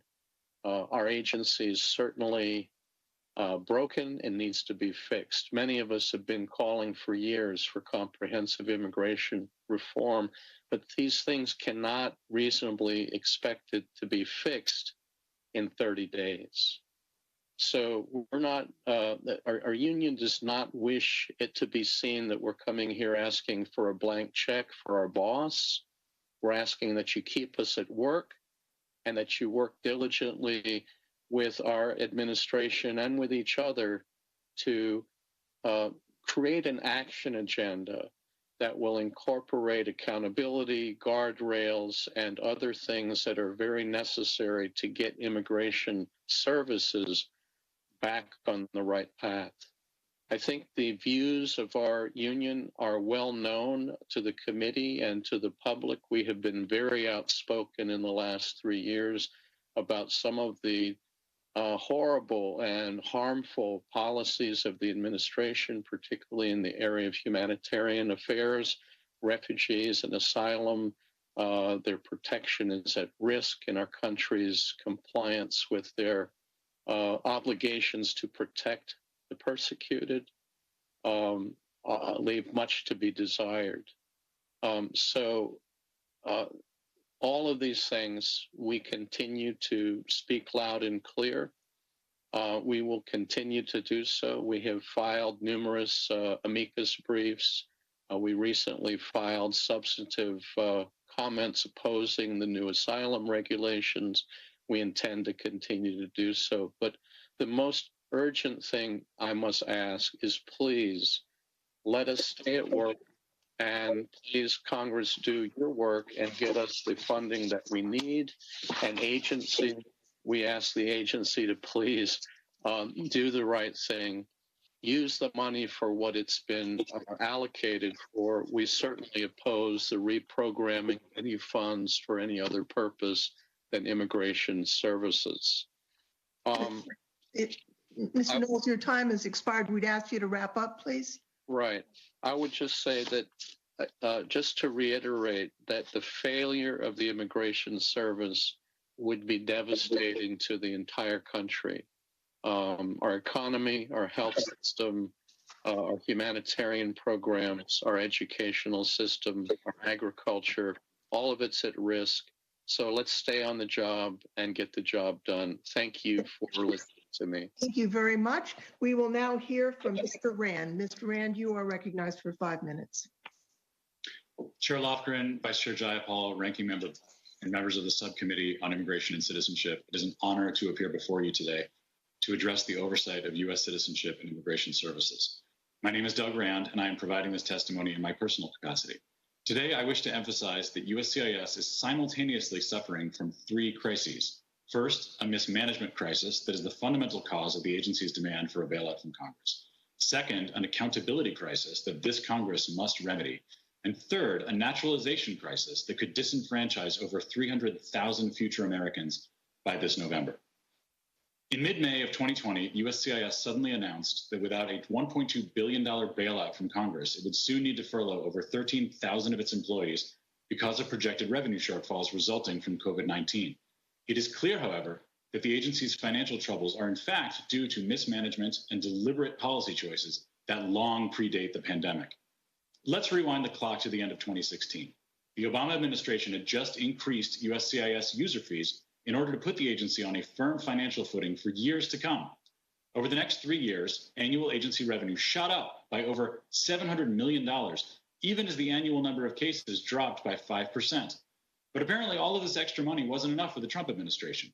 Even though USCIS had an $800 million carryover balance at the end of FY 2018, last November, the agency warned that it would be over $1.5 billion in the hole by the end of FY 2020. In other words, 1 month before the novel coronavirus causing COVID-19 was even discovered, USCIS was already projecting that a massive cash crunch would occur right around now. That's because USCIS knew well before the pandemic that it was jacking up expenses even faster than revenues, especially payroll expenses. Since 2017, USCIS has increased its headcount by nearly 20%. Why? First, USCIS has declared an ambition to more than double the size of its Fraud Detection and National Security Directorate, with nearly 1,000 additional hires, even in the absence of any publicly disclosed evidence of the need for such a surge. Second, USCIS has created massive new red tape, requiring more staff to complete fewer cases. The agency's internal cost to process just 5 of its most common forms has shot up by over $500 million per year. This is the inevitable consequence of a flurry of unnecessary policies. 3 of the most consequential are the imposition of mandatory interviews for hundreds of thousands of green card applicants, the elimination of the H-1B prior deference policy, and the public charge rule, an unlawful wealth test that has made green card adjudications vastly more complex and time-consuming for no legitimate reason. On to the accountability crisis. For nearly 2 decades, USCIS has been relatively under-scrutinized by appropriations and oversight committees in Congress because it always had some source of funding. Take the new USCIS fee rule, which seeks to eliminate fee waivers for low-income naturalization applicants and transfer some $100 million of USCIS user fees to ICE, despite multiple directives from Congress not to do so. I have read the hundreds of pages in this proposed fee rule, and you can take my word for it, Nowhere did USCIS adequately explain why it needed $1.3 billion of extra revenue each and every year, even in advance of the COVID-19 pandemic. As a condition of any bailout, USCIS must be fully transparent with all of its financial and operational data and submit to a thorough independent audit so that the public and this Congress can understand precisely how this insolvency debacle happened and how to prevent it from happening again. Finally, with the general election just a few months away and the right to vote at stake for hundreds of thousands of aspiring Americans, USCIS has created a naturalization crisis. The average processing time for a citizenship application has doubled to 10 months and is much worse than average in many of your own congressional districts. Citizenship applicants are waiting as long as 18 months in Santa Ana, Swarthmore, and Houston, and well over 2 years in North Dakota, Phoenix, Miami, and Seattle.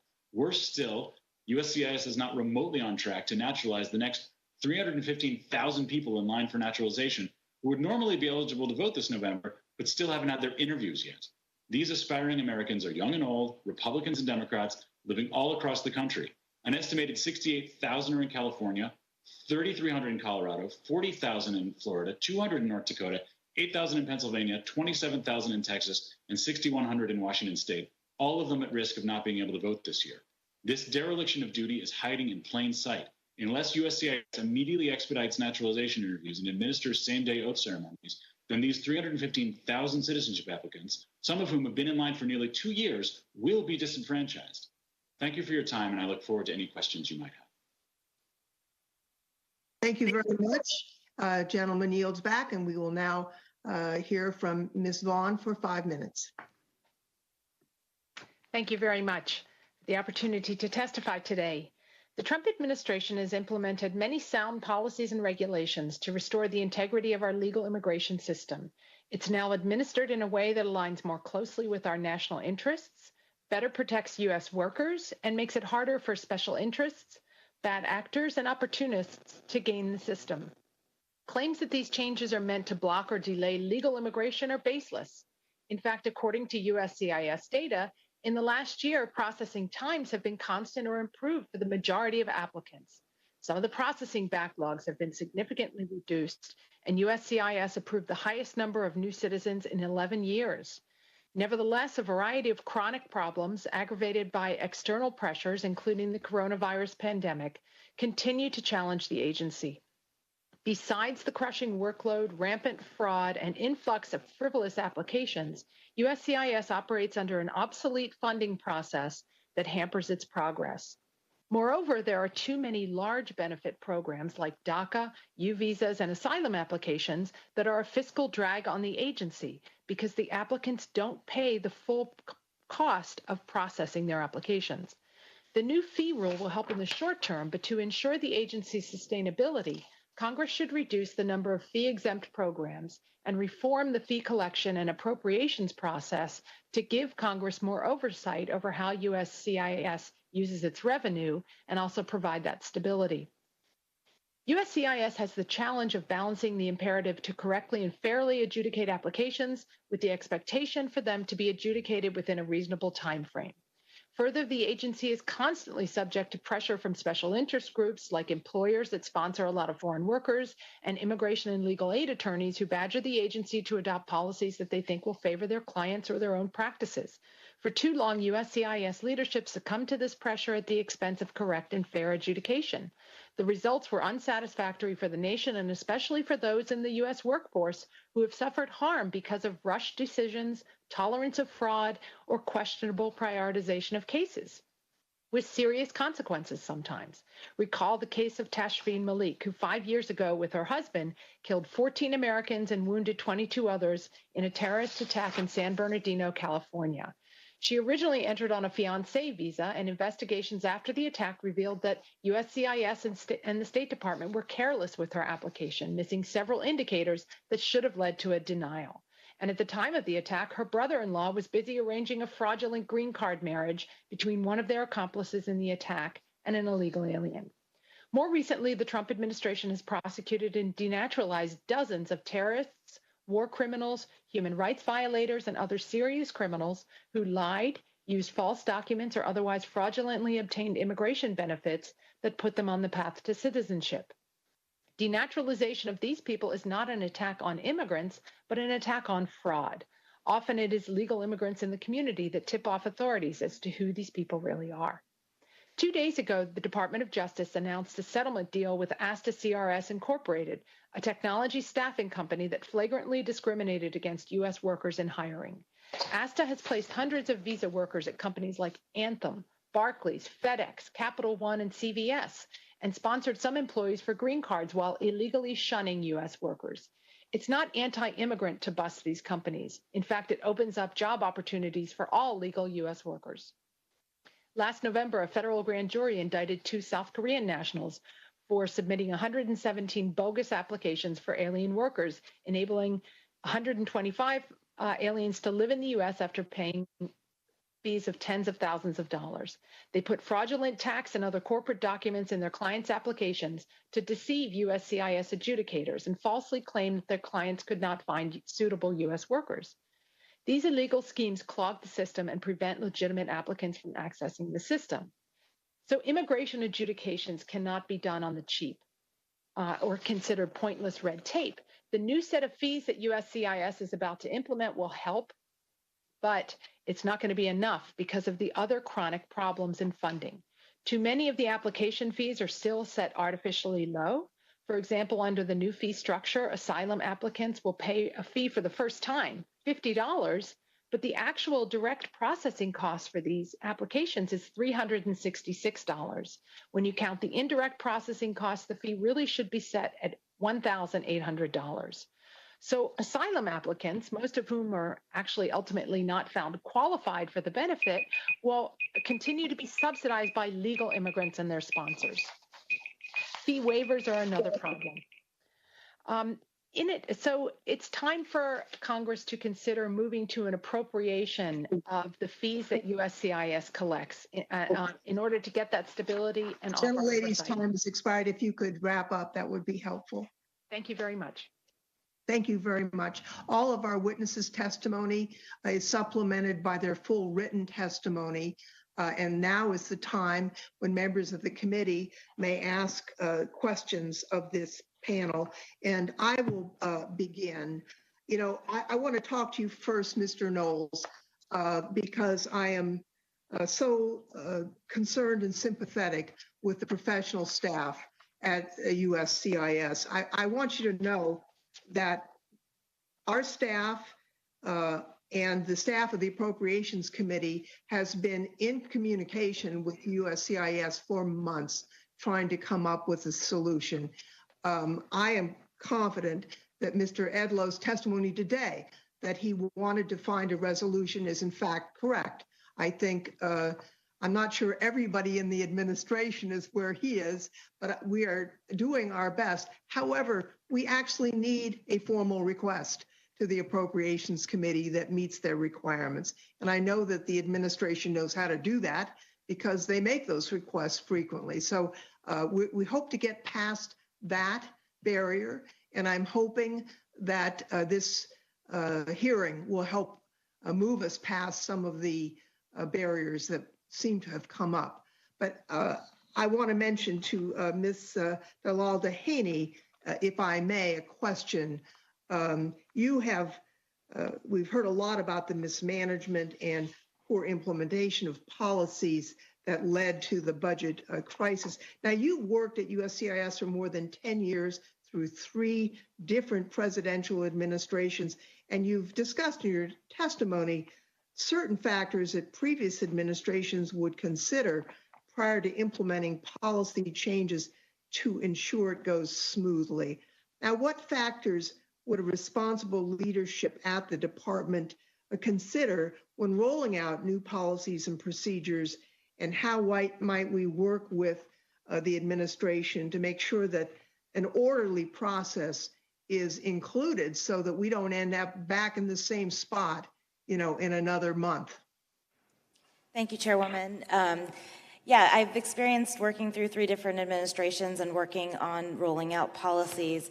And what was very almost a reflexive nature of what would happen in the process of rolling out policies was that the impact on the operations and the adjudications would have a co-equal voice at the table. It would be discussed. If we do this, then X is going to happen to adjudications. It would look at the bigger picture of how it would work in the grand scheme of things.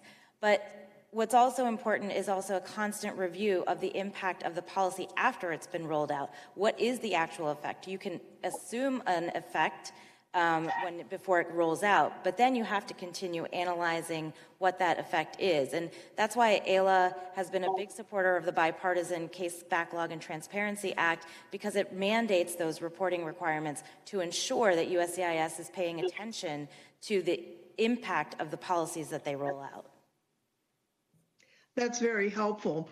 Now, I'd like to ask Mr. Rand, your testimony was very helpful, but you are here not only because of your expertise, but because of your knowledge about the intersection of immigration policy and science. Are you seeing an impact on science in the United States through the way the administration is administering our immigration laws at this point? Thank you, Chair Loughran. Certainly we're seeing an impact. It's an incredibly adverse impact from the entire array of policies this administration continues to impose to restrict legal immigration across the board. I mean, it's almost impossible to think of any policy over the past 3.5 years that has actually improved this nation's ability to serve its traditional role as a magnet for international talent. And I would just point out one thing, many I could point out. In Mr. Edlow's testimony, he talked over and over again about safeguarding the nation's immigration system and ensuring that only those who are eligible for a benefit receive one. Let's talk about science for a second. There's an EB1 green card category, also known as the Genius Visa, for people of extraordinary ability that has been traditionally a way for the United States to attract the best and brightest scientists and researchers from around the world. Approvals are down 26 percentage points since 2017. That's a quarter. It defies belief that a quarter of the Genius Visa applicants suddenly don't deserve them or never did, including a Nobel laureate who was rejected. Why? Because USCIS wanted more information on the interpreter who translated the Nobel Award. So this administration is doing extraordinary, absurd things that are harming America's long-term competitiveness in science, technology, engineering, and math. Thank you very much for that testimony, and my time has expired. I understand Mr. Buck had to leave, but Ms. Lesko, you are recognized for your 5 minutes. Thank you, Madam Chairman, and thank you to all the witnesses today. Before I ask questions, I first want to make a statement that I think it's absolutely astonishing that a number of my Democratic colleagues on Judiciary Committee and in the whole caucus refuse to say anything or condemn outright rioting, looting in our cities, deny that there really was any takeover in Seattle Chaz Chop Zone, even though there are shootings and killings. Think it's perfectly fine to set up sanctuary cities, really prioritize illegal aliens, but then chastise me when my mask falls down, oh my goodness, down here and my nose is exposed. Just find it absolutely ludicrous. In any case, I have a question for Ms. Vaughn. Ms. Vaughn, what is the importance of USCIS detecting fraud? Well, it's critically important for a number of reasons. First of all, it's important for our national security because we know from postmortems of case after case of terrorists who were foreign nationals who carried out attacks here that they often use immigration fraud as a way to get into the country to further their agenda and carry out these attacks. And as I mentioned, the San Bernardino attack is one of the most concerning examples. The other reason fraud is a problem is because it destroys the integrity of our legal immigration system. It's no point in having rules for the limited green cards and visas that are available if they're going to be subverted through fraud. And the people who suffer from that are not only the sponsors of these immigrants or workers, but also those who are coming on legitimate applications who find that their application times are taking longer and longer because the agency has to weed through so much fraud and frivolous applications. The asylum system is the most obvious example of that, where we find that only a small percentage of the people who actually submit those applications will be found qualified for that if they even show up for their hearings. And I saw this morning that there's something like 300-some thousand asylum applications that are now pending. And the Wall Street Journal had an article this morning about a woman who is a Uyghur from China, who's also a student in Rhode Island, whose application has been on hold for years because the agency has this backlog of hundreds of thousands of cases. Many of them were illegal border crossers who heard that if they made an asylum claim, that they would be allowed to stay in this country almost indefinitely. Those are all the cases who, by the way, have not been paying a fee for the asylum application, that are clogging up the system, that prevent USCIS officers from moving forward with these cases and getting to approve the bona fide cases within them. And the same is true of family-based applications and employment-based applications. That's what happened when Daca was implemented. The Daca cases were made a priority, even though they too were not paying a fee that really covered the full cost of their application. At the time, that meant that U.S. citizens who were trying to sponsor their spouses and children and employers who were trying to get needed workers here on visas and getting green cards approved, all of those cases were shifted to the slow lane so that the Daca cases could be prioritized. And this eventually is a real drag on the system. I don't think that taxpayers should have to cover the cost of our legal immigration system, but I also don't think that legal immigrants should have to subsidize the processing of benefits for people who haven't come here legitimately and who are merely trying to game the system and commit fraud. Well, thank you. And I only have 16 seconds left, so I yield back my time, Madam Chairman. Gentlelady yields back. At this point, I would like to recognize the Gentlelady from Washington, Ms. Jarnock. Thank you, Madam Chair, and thank you all so much for being here. I really appreciate it. This is a subject that's near and dear to my heart. As some of you know, I'm one of only 14 naturalized citizens to serve in the United States Congress, and it took me 17 years to get my citizenship and a series of alphabet soup of visas.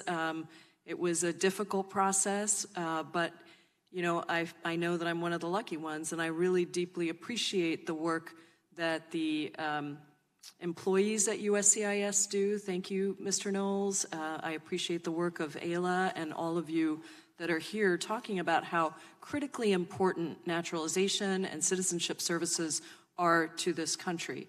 And despite the Trump administration's harsh rhetoric that would have you believe that no one is in compliance with U.S. immigration laws, there are actually millions of people that are bending over backwards to do everything that we ask of them. And yet, Trump's USCIS, the USCIS as it has evolved under this president, is making that process as difficult and slow and expensive as possible.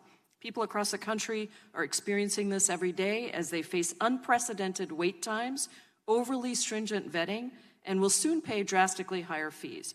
So, Ms. Gentlelady, let me start with you. Do you agree with the statement that there has been purposeful attempt to dismantle USCIS and legal immigration processes? Thank you, Representative.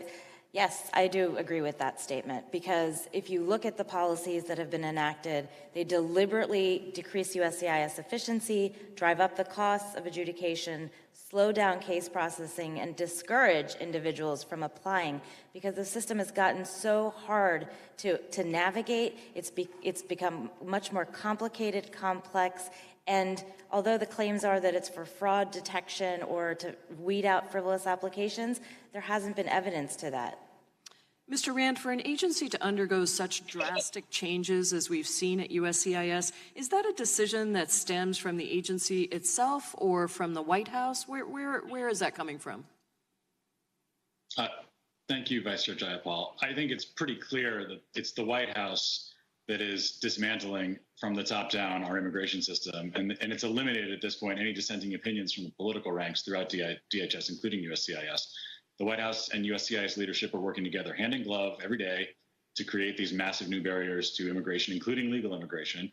I mean, just look at the fact that USCIS is still on paper headed by Ken Cuccinelli, a man who has compared immigrants to rats and who often gets to use the White House briefing room to spread misinformation.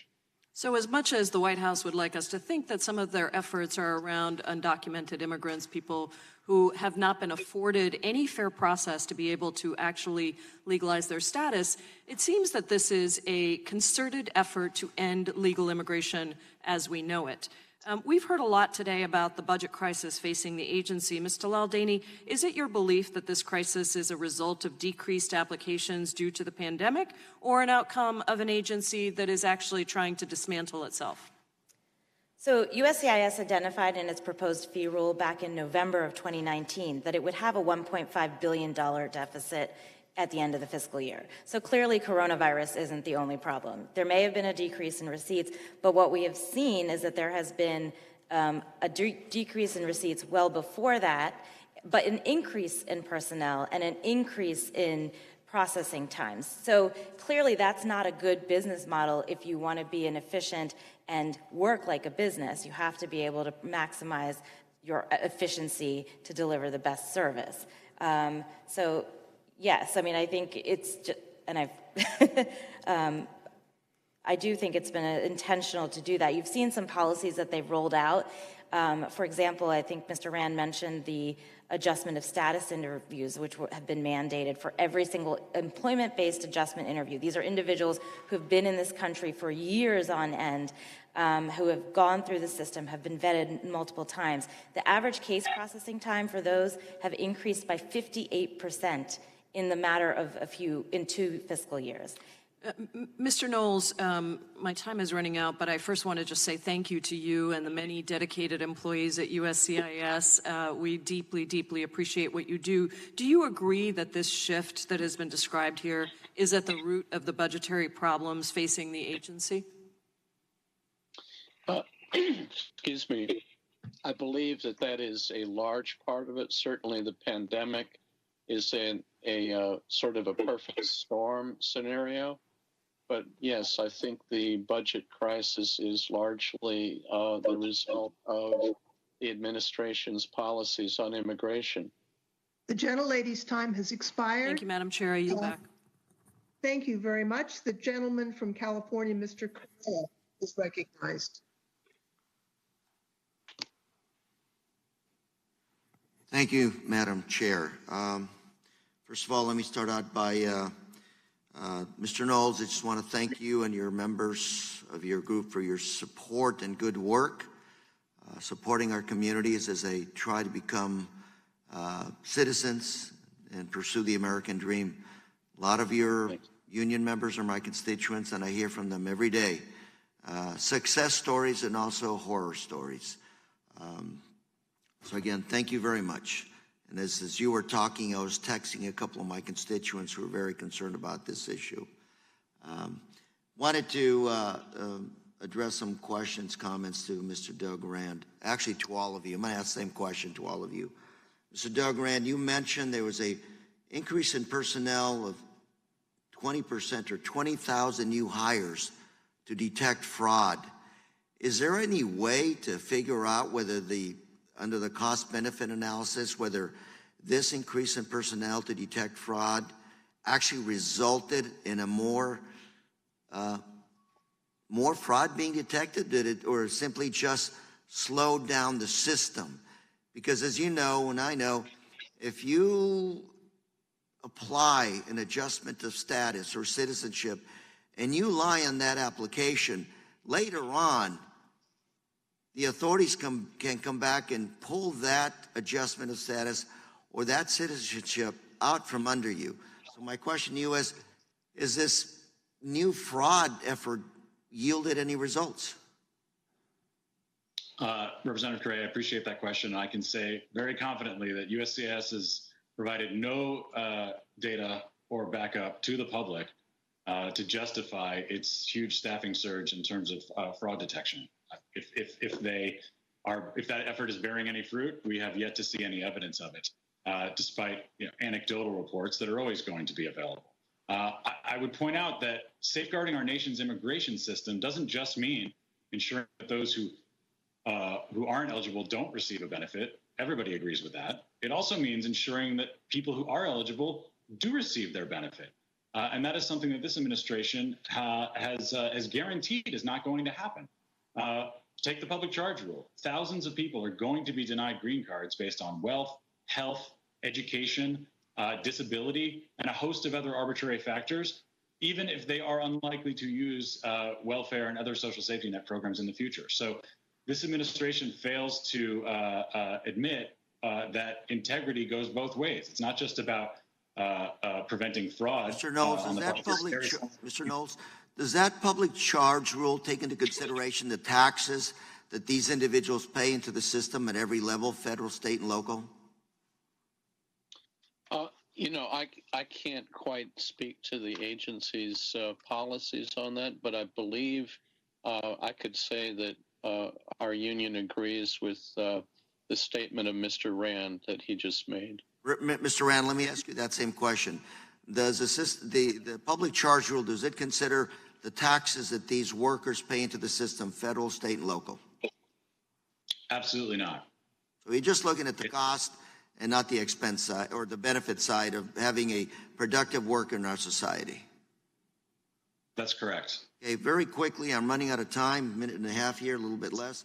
I'm going to ask a quick question to the other members of the panel, which is, should we support a full audit, full transparency? Mr. Knowles, do you support audit transparency? Always. Ms. Vaughn. Yes, I do support audits and transparency for the process, and especially on the matter of fee waivers. I think that everyone should get more information on the extent Thank you to very which much. I'm running out of time. is giving fee waivers. Madam Chev, do you support that? Absolutely. Transparency is necessary to shine a light on the broken system. And I have so many other questions, but very quickly, Ms. Vaughn, I'm going to come back to you and very quickly ask, do you support a merit-based immigration system? Yes, I do. Where would a farm worker fit in that system? Well, farm workers right now come in mostly through the H-2A non-immigrant visa program. It's a temporary work program. They're in our current immigration system. There's a lot of undocumented. There's a lot of undocumented immigration farm workers out there working without a green card. How would they fit into that system? Well, Gentleman's time has expired. Thank you, Madam Chair. Thank you. Thank you.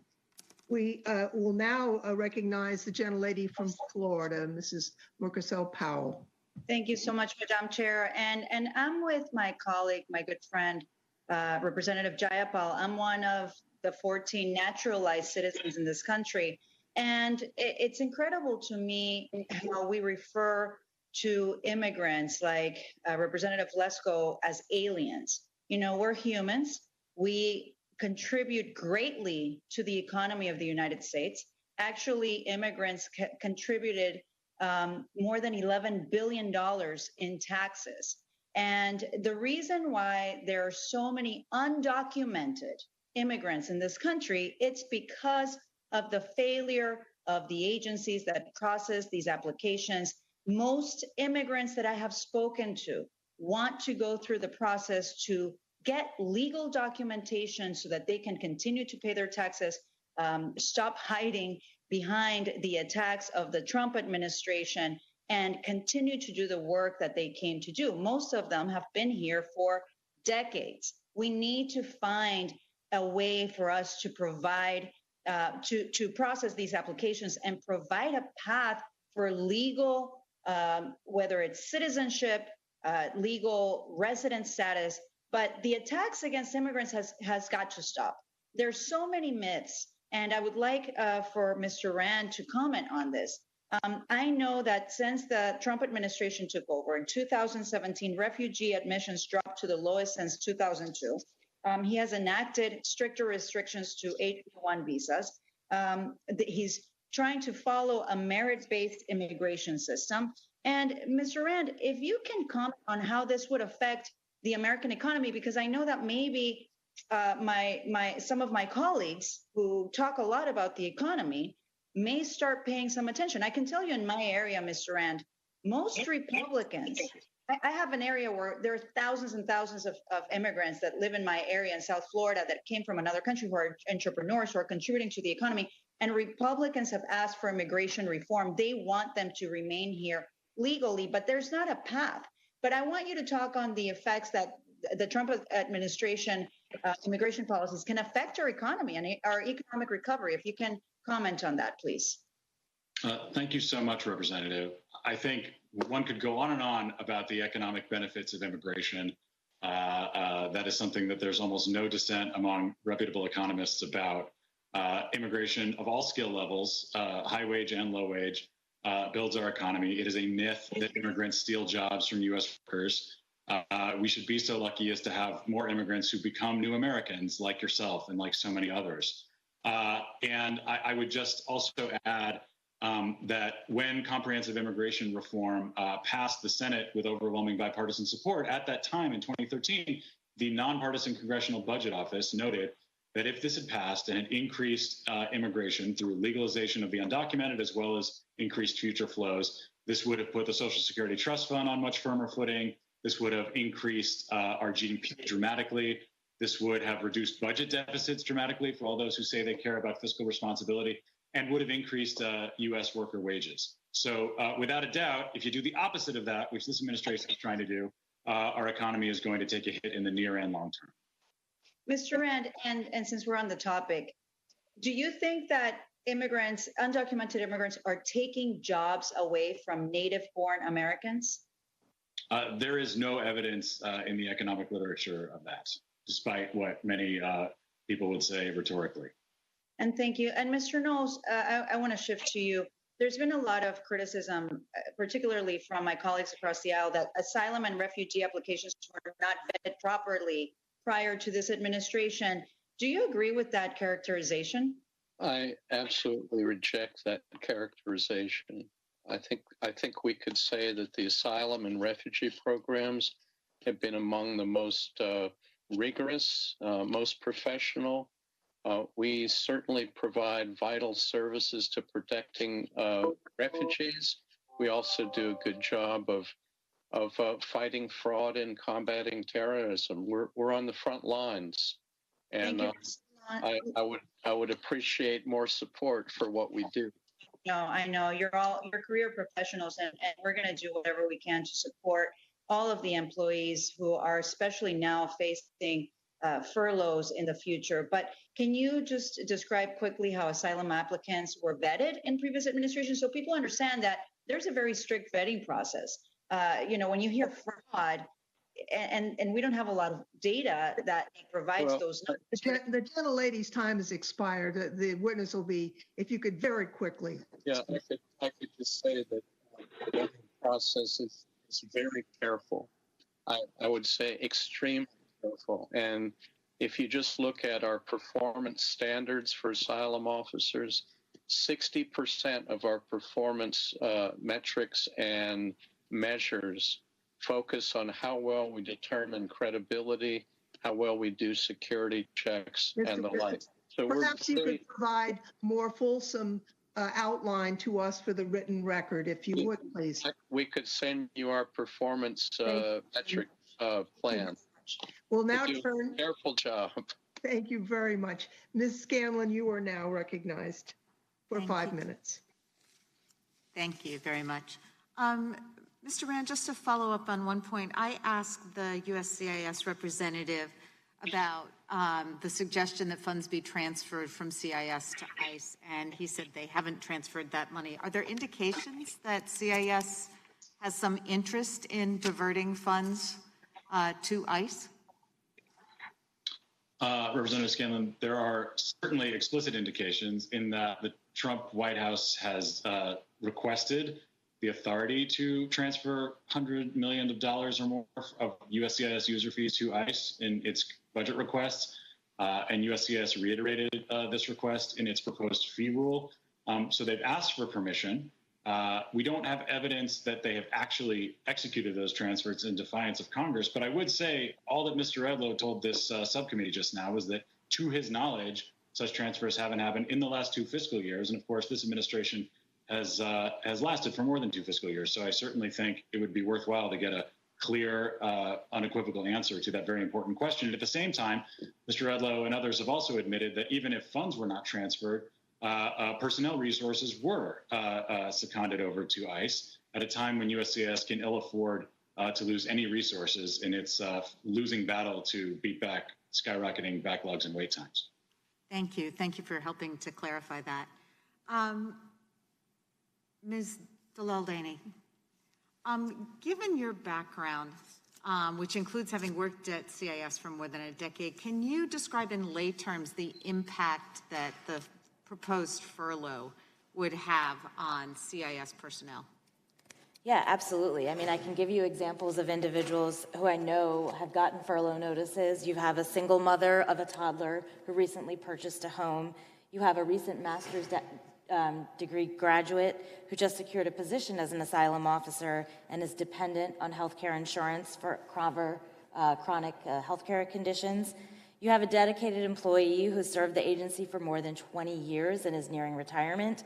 And you have an experienced professional who has 2 young children whose spouse has already been laid off due to COVID-19. So those are some. But then there's also the impact of what will happen to U.S. families, businesses.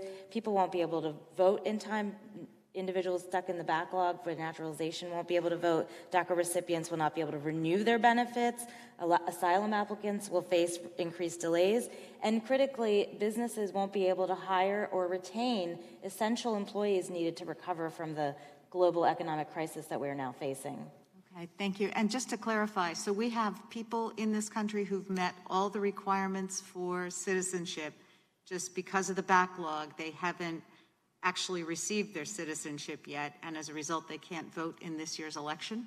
So there's a backlog of individuals who are waiting to be administered the oath ceremony, and after they are, then they're citizens and would be eligible to register to vote. We've heard a lot about mismanagement and policies that have led to the current budget crisis. But what factors do you think responsible leadership should be considering when rolling out new policies and procedures for CIS? Well, I think the issue is really to consider how much, to be able to properly balance the fraud detection, the need to detect that, and extreme vetting, right? There's a difference between understanding who is eligible and not eligible, but then the vetting that this administration has taken to it goes to such an extent that it's just pushing back, holding people back, even though they're eligible. It's not about security, it's about deterring people from becoming American citizens. So nobody here is advocating that we just tear down the borders and let everybody in. We're still talking about enforcing security. Absolutely. I mean, as an employee of USCIS for over a decade, it was important to balance the need to protect our homeland with administering faithfully the Immigration and Nationality Act. It's honoring our heritage to welcome immigrants to benefit our country. Thank you. I appreciate that clarification, given some of the rhetoric we've heard. Are there any accountability mechanisms that Congress should consider before agreeing to CIS's request for emergency funding? So, you know, as I mentioned in my testimony, there are a few. First, we really need to make sure that their inefficiencies are not passed off to the customers unless it's by their choice. The second is reporting requirements, because Since USCIS is 97% fee-funded, Congress does not have the opportunity to provide oversight, and reporting requirements need to be about the status of the backlog, about the processing of different cases. In addition, they need to implement cost-efficient measures. Many of the policies rolled out. The Gentlelady's time has expired. It would be wonderful if we could get the complete list for the written record, and we will take that into account. All time has now expired for questioning of our witnesses, and we do have a deadline of 9 o'clock to conclude. So I will thank the witnesses, both Mr. Edlow and the second panel, for being with us and participating in this hearing. Without objection, by unanimous consent, I will put into the record statements from 20 organizations that have asked to have their statements made part of the record. I'll close. I'll note also that members have 5 legislative days to submit additional written questions for the witnesses or to provide additional material for the record. And if we do have questions for you, we'd ask that you do answer them. We appreciate your participation here today. I'll just close by saying it's obvious that we need to come up with a solution for what's going on here. And that involves money, but it also involves policy. You know, when the Nobel Prize winner is being second guessed, the Nobel Committee is being second guessed on the scientist, Houston, we have a problem. So let's hope that we can resolve some of those problems, get this agency back on the right track, and certainly do it in a time frame that allows the much valued professional staff to have to stop worrying about their own personal future, which is only natural. At this point, I will thank everyone for participating, and we are adjourned. Thank you, Madam Chair. Thank you.